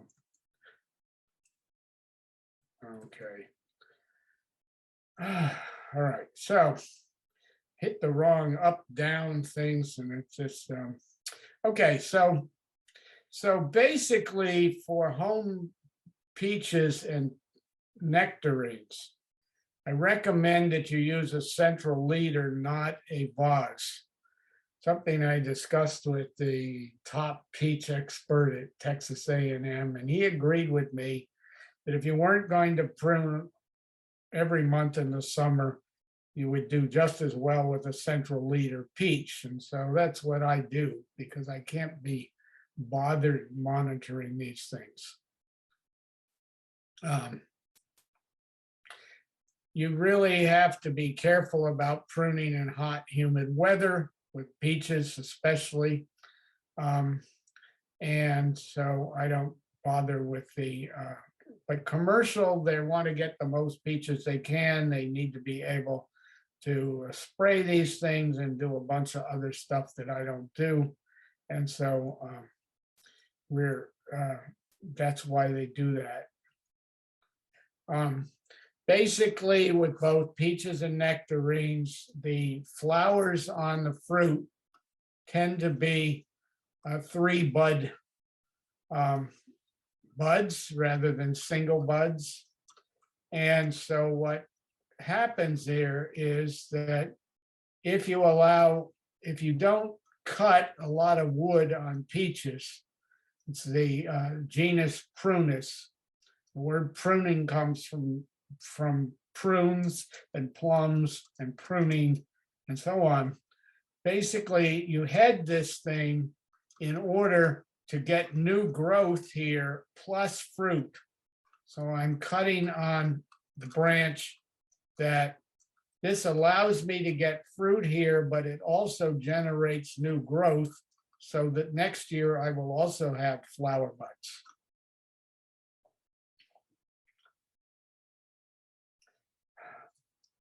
So essentially you want to be growing wood for next year as well. So we basically cut quite a bit off of every branch that we can to get a new budwood, and we might thin somewhere where we don't want a branch going or whatever, and do all those other things.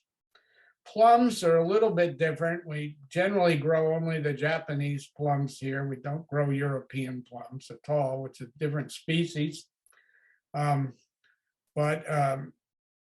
Plums are an amazingly good plant. I like them in some ways better than the peaches, mainly because they have a lot less bug problems here.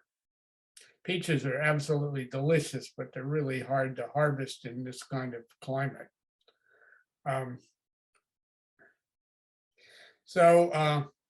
Basically, these plums will fruit every year. And the one problem with plums is they tend to get way too tall if you let them do that, and they tend to get very shaded in the center of the tree if you don't thin it out every year. And since they're so early to flower, I have flowers on my plums now, if you've got to prune really early also. So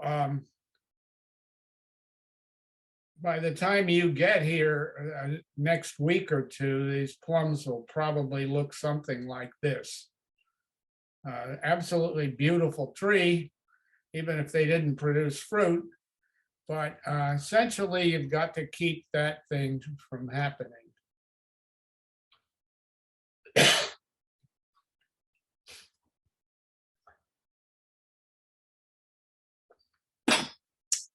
Okay, I don't know if you're still hanging in there, folks, but this is, there's a lot of fruits here. So, all right, we've got muscadines and bunch grapes.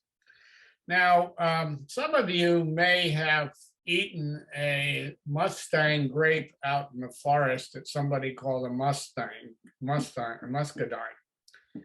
Muscadine is a different species from Mustang, and most of the common grapes in and around Houston are all Mustang grapes, not muscadine. But there are some muscadine growing wild in East Texas, but the ones we're growing are ones from the southeastern US, mainly Georgia. And these are quite sweet, and some of the muscadines are among the best tasting fruit I've ever eaten. I just want to mention that they're much larger than bunch grapes, much easier to grow, but none of them are easy to harvest because birds love them so much. So that's a big problem with all the grapes, and unless you net them, you're not going to get very many. And that's a big bother. So basically, both muscadines and bunch grapes are vines. They need to grow up onto a trellis, and they need to get sunlight when they're on the trellis. They don't need to have sunlight at the base when they start growing. The ground doesn't need to get shade. It could have shade, sun could get shade year round. So they work sometimes in alleys and other places that you couldn't grow much of anything else.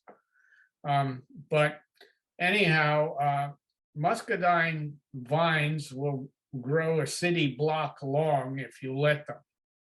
And so essentially, we want about an 8 to 10 foot vine horizontal to the ground, high enough up so you can prune it, reach it, but doesn't mess. So it's something like this.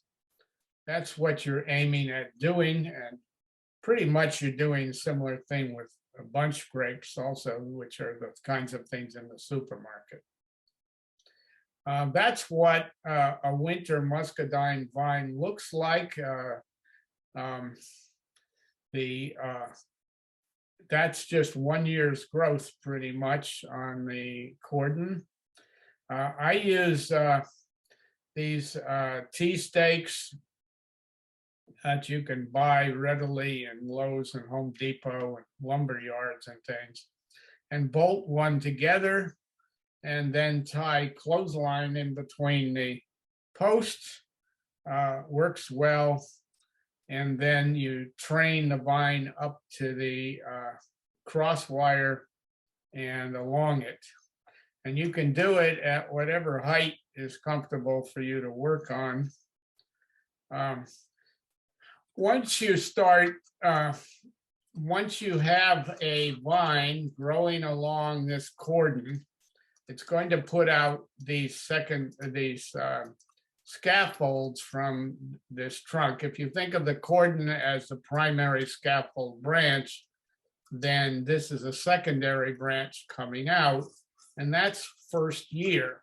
At the end of the first year, about 10 buds out, you prune it.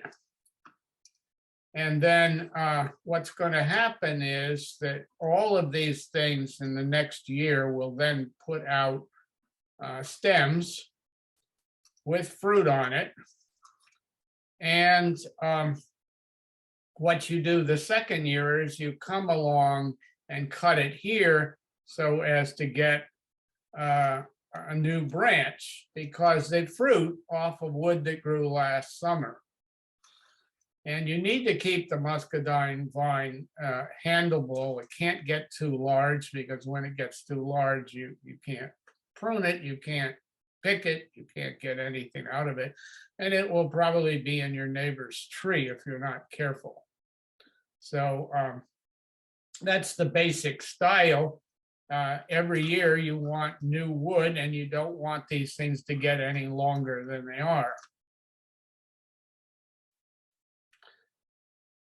So after you've pruned it about every 6 inches, and I'm looking down from above like a bird, what you want is a branch about every 6 inches going in opposite directions off the cordon, and about 10 buds long of new wood.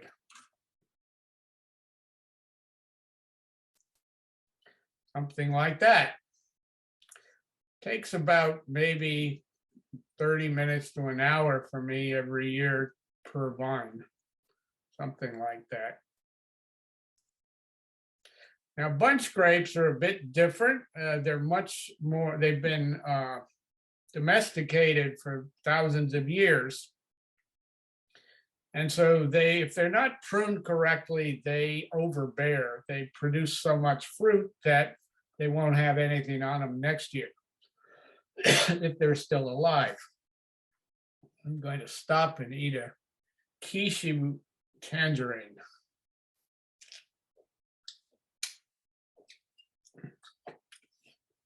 Picked before the freeze. Now, so you have to prune them properly, and there are, if you look up on the internet pruning grapes, you're going to find about 7,000 methods of doing it, training and pruning grapes, bunch grapes.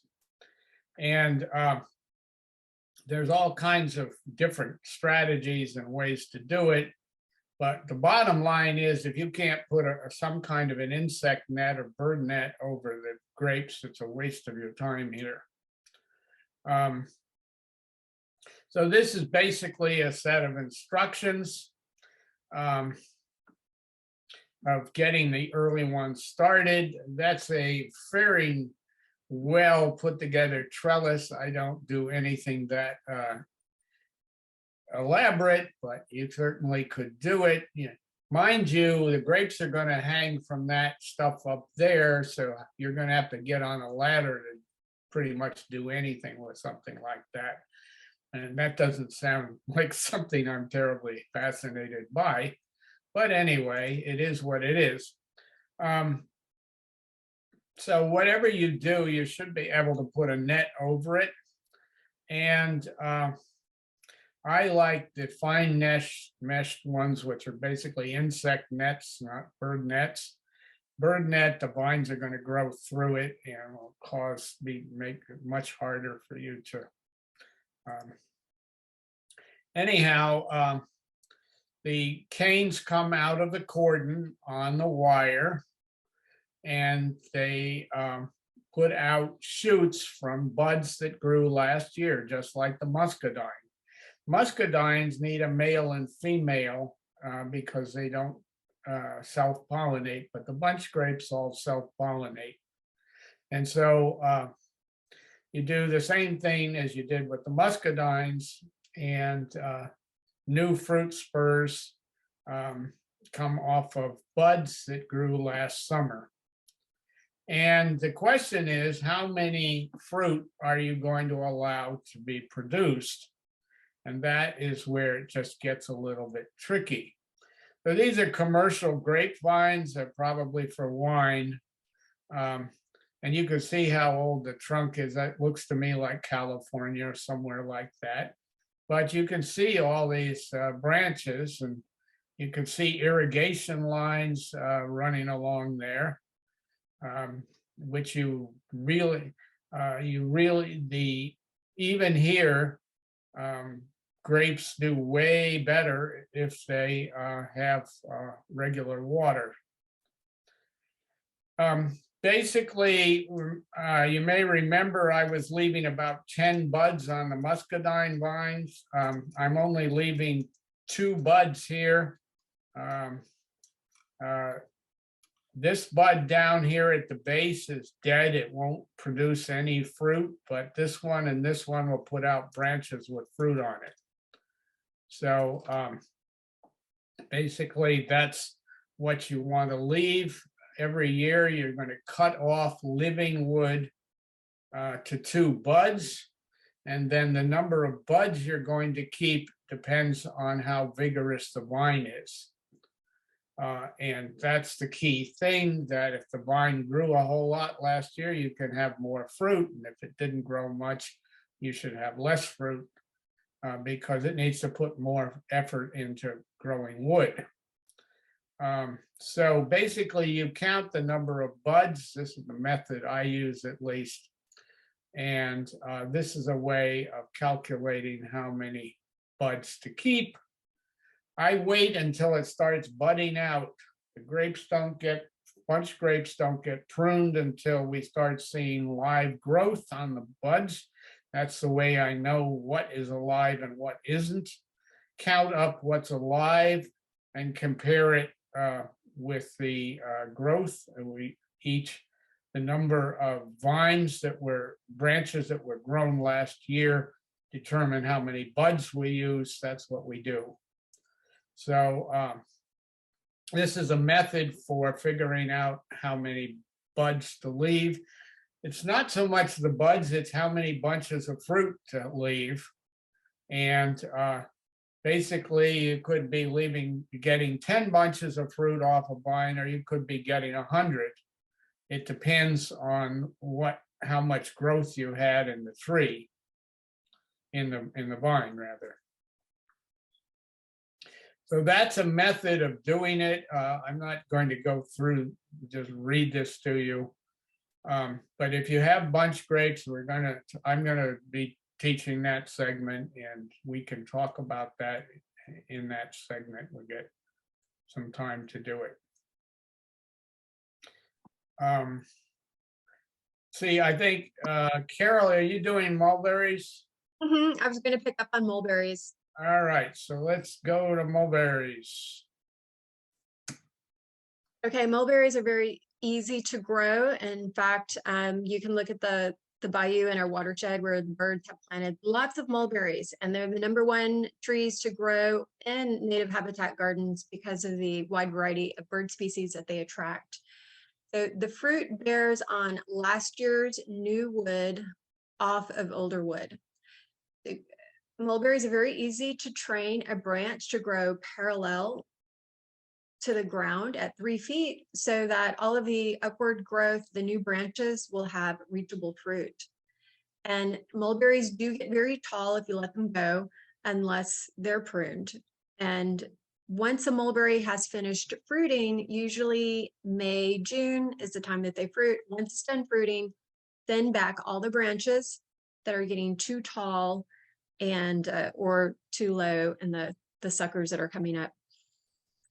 Again, do not let it get too high and cut it back regularly. So there are 2 strategies for growing mulberries. If you have a lot of land, again, you can just let them go and let them get 30 feet plus tall, and you can harvest the berries that you can reach, that are reachable. And in full sun, it works fine. But the problem, of course, occurs when we're growing in an urban environment with limited space, or if you have in your food forest. So the next slide shows some different possibilities. So here's a tall one. Of course, this one has lots of space around it. And we'll go to the next one. And here is one in a suburban yard that is being trained. And the yellow markers are points on the tree for reference. And you can see that this was formerly a larger tree, and these are the new growth coming in that are going to be trained. Now we'll go to the next one. I'm moving on to loquats. Loquats and mulberry is very interesting. The leaves are edible of both of these trees, and they make a wonderful tea for balancing blood sugar. So they're used in Asia medicinally and in Chinese medicine. So loquats, if you don't care for the fruit, the leaves are very beneficial in tea. They're very easy to grow, and they fruit on the tips of upright growth of older wood. So again, as Bob mentioned earlier, our last freeze has taken out a lot of the budding, fruiting parts of loquat. So unfortunately, it may be a slow, producing year for loquats because, again, they fruit in early winter and early spring. And so usually you prune after the production of fruit. So that's about April or May, and then in the summer to provide spacing for fruiting shoots and to get the light into the tree canopy. And also you want to encourage and train the tree to grow branches that spread out. And again, throughout the year, you can thin the wood that casts too much shade on the lower branches. Next slide. Here are some photos of loquat trees in production. So we have the flowers, the producing flowers that you see on the tips. And now moving over to papayas. Papayas produce abundantly, and you can grow them from seed from a ripe fruit that you can buy at the grocery store. So if you have the seed, you can plant them, and they do best in a sunny raised bed with nice sandy loam soil and irrigation, so they can have regular watering. They'll be more productive. They are intolerant of hurricanes and high winds, and they also freeze, below 28 into 30. They are best thought of as a short-lived perennial that you replant and grow again. So not a long-term tree, but just long enough to get that really good, delicious fruit until the next freeze. So you always want to start a new crop of successive planting for your papaya. It's very easy to grow. And the next one, and a tip to growing to papaya is that they don't like the roots disturbed, and so they don't like to be transplanted. Again, start nude seedlings every year from your fruit and plant them in the fall, and make sure it grows vertically, that it grows upright and without a slant, because if it does start to have a slant in it, the weight of the fruit can tip it over. So no pruning is really done, except if it does freeze back, you can cut off the top portion of the trunk, and it will, if the trunk is still alive and survive the freeze, it will start to send out little side branches. And again, the result will be more fruit. So here are some examples of papaya. So the top one is one that is supported because it started to grow at a slant due to the shade from the banana. And then in the middle one, you have a 2-year-old papaya with lots of fruit. And then finally, you have a papaya on the right, and it's being grown over by the kiwi. I'm moving on to bananas. Bananas are excellent for your food forest, for your backyard. You do want to plan on having 8 square feet devoted to your bananas. The best variety for the Houston area is blue Java because of its vanilla ice cream-like taste and the highly frost-resistant trunk down to 18 degrees. So it may freeze back, but it also, comes back at the base. For best results, if you plant it in a raised bed with high quality compost and sandy loam soil, protect it from wind, and also irrigate it, you will get great production. Because especially during the summer, you want an average of 6 inches of rain or water per month when it is fruiting. Again, bananas are technically in the lily family. They're really not trees. And the trunk dies after it produces its bunch of trees, just like blackberry canes. Once it produces its fruit and you harvest it, you have to basically cut and remove that banana. And the banana reproduces by creating banana pups at the base of the trunk. They put these out frequently, and you want to keep them pruned back and cut off in order for all of the energy to go into the mother trunk, because they usually say mother, daughter, grandmother. You want to keep your bananas pruned to 3 main trunks and take out the pups. So when you take out the pups, here's a little diagram of how they're growing. If you want to get it fruiting, you want to cut it close to the main mother plant so that you can get some of the roots to give away. Or if you don't want to, you can just slash them off and compost them, because it turns into a lot of work if you plan on giving every single pup away. Okay, let's slow down. And again, harvesting, be very careful when you harvest. You want to do the first cut, a third cut, and a second cut, so that the weight of the banana does not come crashing down on you. So it's part of the tips to harvesting. Okay, thank you, Bob. And this is where I turn it over to you. Bob is going to continue and finish out the presentation. Yeah, these are kind of organized from the things that everybody grows to nobody grows to speak of. And so I'm not going to finish the entire presentation that's on your handout. But if you're interested in what to do about mangoes and things, it's on there at the end. Jujubes are very productive here. They're very hardy. They never have any problems with any temperatures or wind or anything else. The only problem you have is that birds and squirrels love them, but they're so productive. And I don't think they're absolutely wonderful food either. But there's a description in here, and we talk about it a little bit more in the classes that we're going to be doing, where you'll be able to look at this more carefully.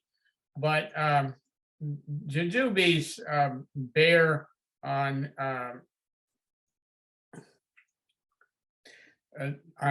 new wood, but the new wood comes off of branches that come off of branches that come off of branches kind of thing. So they have this very strange sort of shape. The main thing about jujubes is they produce a tall, rather beautiful tree where all the fruit is basically too hard to get a hold of until it falls off. When it falls off, it's not the best quality that it would be. It's best if you pick it when it starts turning color. And so you're better off if you can keep the jujube to a bush rather than a tree. And that's the main thing to say about it. you can do it in many different ways. The one I have in the yard is a tall tree. We still get quite a few fruit from it, but it's the same issue as the mulberry, is that if you have a very small yard, you're going to take up how much room with that. You may notice I'm not talking about pruning pecans because I just simply don't have experience with it. They're grown to central leaders, pecans are, and it's basically the same strategy with scaffolds when they're young. But I did plant them in my neighbor's yard, so if she'd stayed there, I probably would be getting pecans now. Now I just get them from the squirrels. Anyway, the thing about jujubes also is that they put out root suckers for quite a long distance in every direction. So they're best off in the middle of a huge lawn or something like that, where you can just mow them down as they come up. But in my case, they come up in my vegetable beds, and so I have to prune them out and stuff like that. I would, though, think that you'd be best off. That's the way the branches tend to go on jujubes. You notice how flat they are, and that's what they're recommending you do in terms of cutting. And we're about out of time, and I've got one on here about kiwis. And we'll talk about kiwis in the class, so we can talk about it there, but there's not any way I'm really going to be able to go through any more of this. It's the examples of pruning. Kiwis have many similarities to doing grapes, but they have much heavier fruit, so they need much better trellis. And the main thing, though, is that kiwis basically flower on shoots that come off of last year's new wood, and they need both a male and female pollinators. So that's the thing you need to do. You need to prune for that method. And there's a lot of material here, but that's put a lot of material in here because what's online is not very easy to maintain. And we've got avocados here, but avocados have been getting plenty of problems. All of these things I have fruited. I still have a live star fruit in my yard. Star fruit is delicious if you can ever get a ripe one. And we even harvested some lychees at one point. But the freeze of the last couple of years have made this stuff totally impossible. So I made it through 250 slides in something like, I am only 1 minute late. So we'll see. Somebody can either ask questions or read any questions in the chat. I could try that. Bob, I'll facilitate the questions in the chat. And if anyone in the audience has a question, you can unmute yourself. And welcome Kevin Topak. Kevin Topak is also part of the class and expert in fruit trees, who you will meet next week in person, along with Scott and I believe Bill as well. Yeah. We're on different Saturdays. Bill is 2 weeks from now, and Kevin next week. So Scott, thank you for answering some of those questions in the chat. We got questions about where to locate fruit trees such as loquat. So Nature's Way Resources has them in stock, and also JNR in nurseries. Scott had said that they often have several varieties of loquats. I also, the Florida extension says that basically Novak is one of the best loquats. So I bought one from a Florida nursery by mail as well. So, is that after Joe Novak? It's not. Yeah, okay. Not that I know of anyway. It's, and I actually managed to keep the fruit alive through this latest freeze, so I'm gonna find out whether it's any good. I think the fruit is still viable at this point. Anyway, yes, questions? I'd like to ask a question. Mhm. First, I wanted to show anyone out there that are pomegranate enthusiasts. I don't know if you can see this. Oh, your Yeah. ring finger with the pomegranate. Yeah, this thing cost me like $30 because I couldn't find a nail artist that could do it. Wow. That's couldn't pretty get it cool. on a fruit tree. And yeah, I assume you use a nail clipper to prune that? Well, now I can because I know better now. Yeah. So we didn't talk about compost and pH. Do we need to fortify our soil at all for fruit That trees? is those questions are basically a care of fruit trees class, which is different than pruning and training.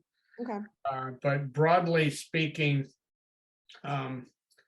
young trees especially, I fertilize them to increase the rate of growth, and I do that with temperate trees. I do it 3 times a year, basically February, May, and September. And with tropical ones, I don't fertilize after May. And semi-tropical ones, because I don't want new growth is too tender. And what I do is I drill holes in the ground with rebar and a sledgehammer and pump nature's way plant microlife into it. And then I mulch heavily around new trees. Once they're about 5-6 years old, I stopped paying attention because I'm not selling this stuff trying to make my living doing it. I'm trying to simply get enough food for our family, which consists of just 2 of us at this point. Okay, thank you. Jane has a question. She has her hand up. No.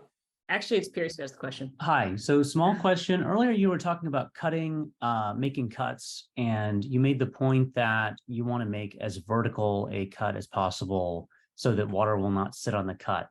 Mhm. I would think that you would also want to cut at a cross section to the stem to reduce the size, the area of the wound that you're creating on the tree. Is there, especially if you have a highly upward kind of facing branch, if you cut directly vertically, like especially if the angle is very high, you have a much larger wound. So is there a balance there? Like, let's say you have a branch that's at 70 or 80 degrees and you prune it. If you try to prune it perfectly vertically, you're going to make a big gash. Does that make sense? Yes, it How does. do you balance that? Okay, so there's another rule which is in there in the slide somewhere, which says make cuts on small pieces of wood, thin diameters, rather than thick ones. So a vertical branch that is 1 inch across is something that even when you cut it, it doesn't have much of a profile.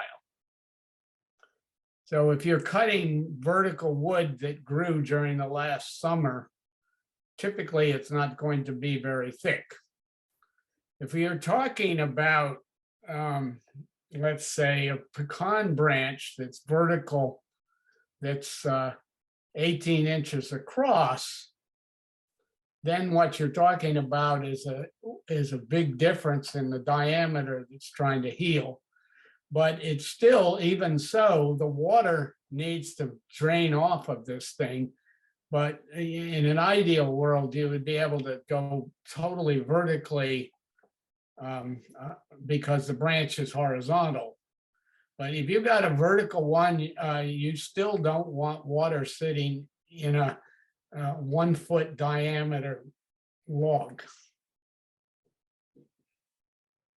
But I agree, it's not going to work well cutting something that big, period. So just avoid the situation totally. I mean, this seems like a little, okay. I would suggest taking a pruning and training class, and when the plant is small, deal with the problem. Okay, check. Am doing. Thank you.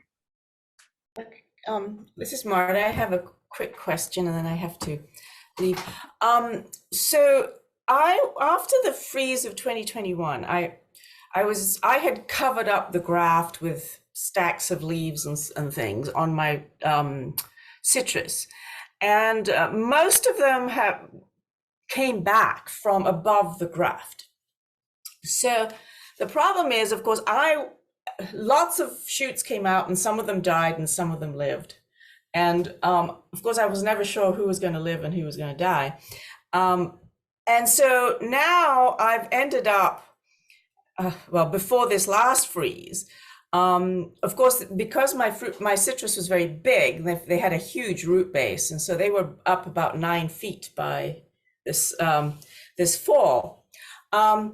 However, what's ended up happening is, because I didn't get round to it, a lot of them are now are multi-trunked. They have I've usually left like 3. Is that okay, or should I cut them back to single trunk? How big are the trunks? Oh, well, right now, well, I have no idea what's going to happen after this freeze, because I mean, I did the same thing, but I don't know. The biggest ones, I would say, well, they're all about the same, and they're about 1.5 inches in diameter to 2 inches.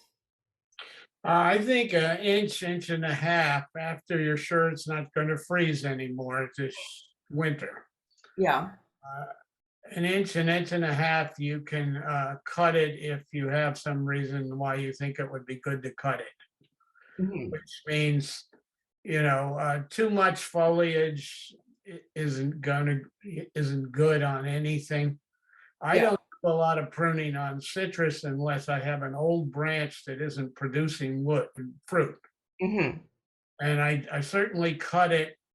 I have damage on all the citrus that I just went through this latest freeze. Right. So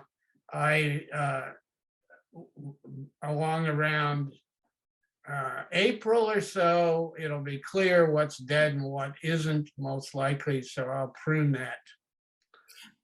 If I'm not sure, I'll wait till August or whatever. Right. But would you prune it down to 1, or can I leave? I mean, obviously I have to prune them. About a lemon or a satsuma or a grapefruit? Say that again, sorry. Are you talking about a grapefruit or a satsuma or Well, I have, well, one is an orange, a and then a pomelo and a grapefruit. Okay, well, both the pomelo and the grapefruit will probably, even on their own, establish some kind of apical dominance. But I might thin some of those branches back to a more side branch and try to promote one central leader on the grapefruits and pomelos and oranges. Okay. That's their growth habit. Something true with most mandarins. The satsumas and lemons particularly are very dumpy. They flop all over the place. So do limes if you happen to have a lime. So I wouldn't do anything probably with those. Okay.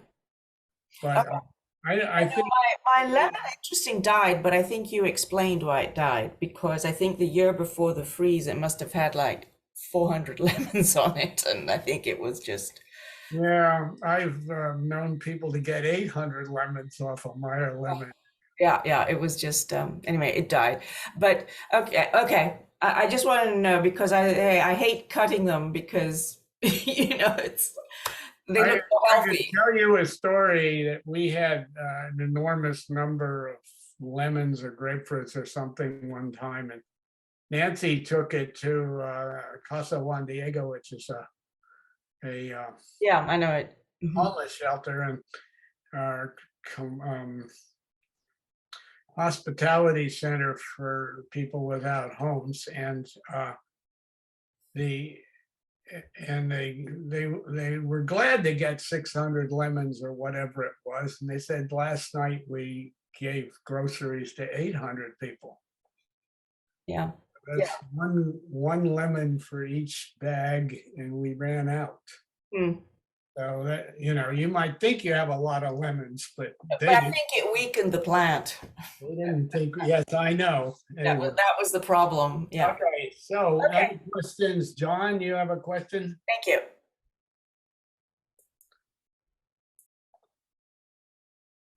Yes, I'm here. Can you hear me?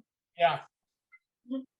I don't know, my video's acting up. It's not doing right. But so I have some yearling orange trees, valley navels, and we covered them up over the from the freeze this year. And I noticed that the new growth has all kind of turned brown, but I still have a lot of green on the tree trunks itself. Yeah. And the supporting limbs come off. Mhm. Should I trim the dead stuff off now? No. Or should I wait? No, just leave. It's gonna look ugly for a while. Just Okay. leave it till, I would say, probably April. Okay. Couple reasons. If we get another freeze, that wood will sort of protect what's left of Absorb the it. tree. Okay. And then secondly, it's hard to know what's alive and what's dead at this point. If it's green, if you've got green leaves on it, you know it's alive if they look good. If you've got green stems, it's probably alive. And Okay, I do have green stems coming Yeah. off. if you I have if not you don't- trimmed them if- since we planted them last year, pardon? and I'm wondering, should I do anything come spring to If encourage them a you little more? if you know it's alive and it's February, and where are you located? We're in Seabrook. You won't get a freeze most likely past mid-February. So once you hit about mid-February, if it looks like it's alive, you can put some fertilizer in holes around the drip line or so. Okay. You've got Yeah, a yeah. good quality organic fertilizer. Yeah, we have some very specific citrus fertilizer that we picked up at Moss Nursery. Yeah, if it's an organic slow release one, if it's chemical based, you're gonna have to follow instructions, whatever there are on it, and hope for the best. But Okay. the slow organic ones that are Higher that nitrogen content. us also That's said, organic. so yeah. Yeah. Okay. Well, yeah, those are just really the questions I had because I'm sitting here looking at them and I'm worried about them. And the shoots look strong. They're still green at the bases, and I think we survived it. We covered them up very well, and I think they pretty much survived. It's Covered very, up a lot. it's very annoying, these Arctic fronts. As I said, it's the 12th coldest Arctic front event in the last 100 years that we just had.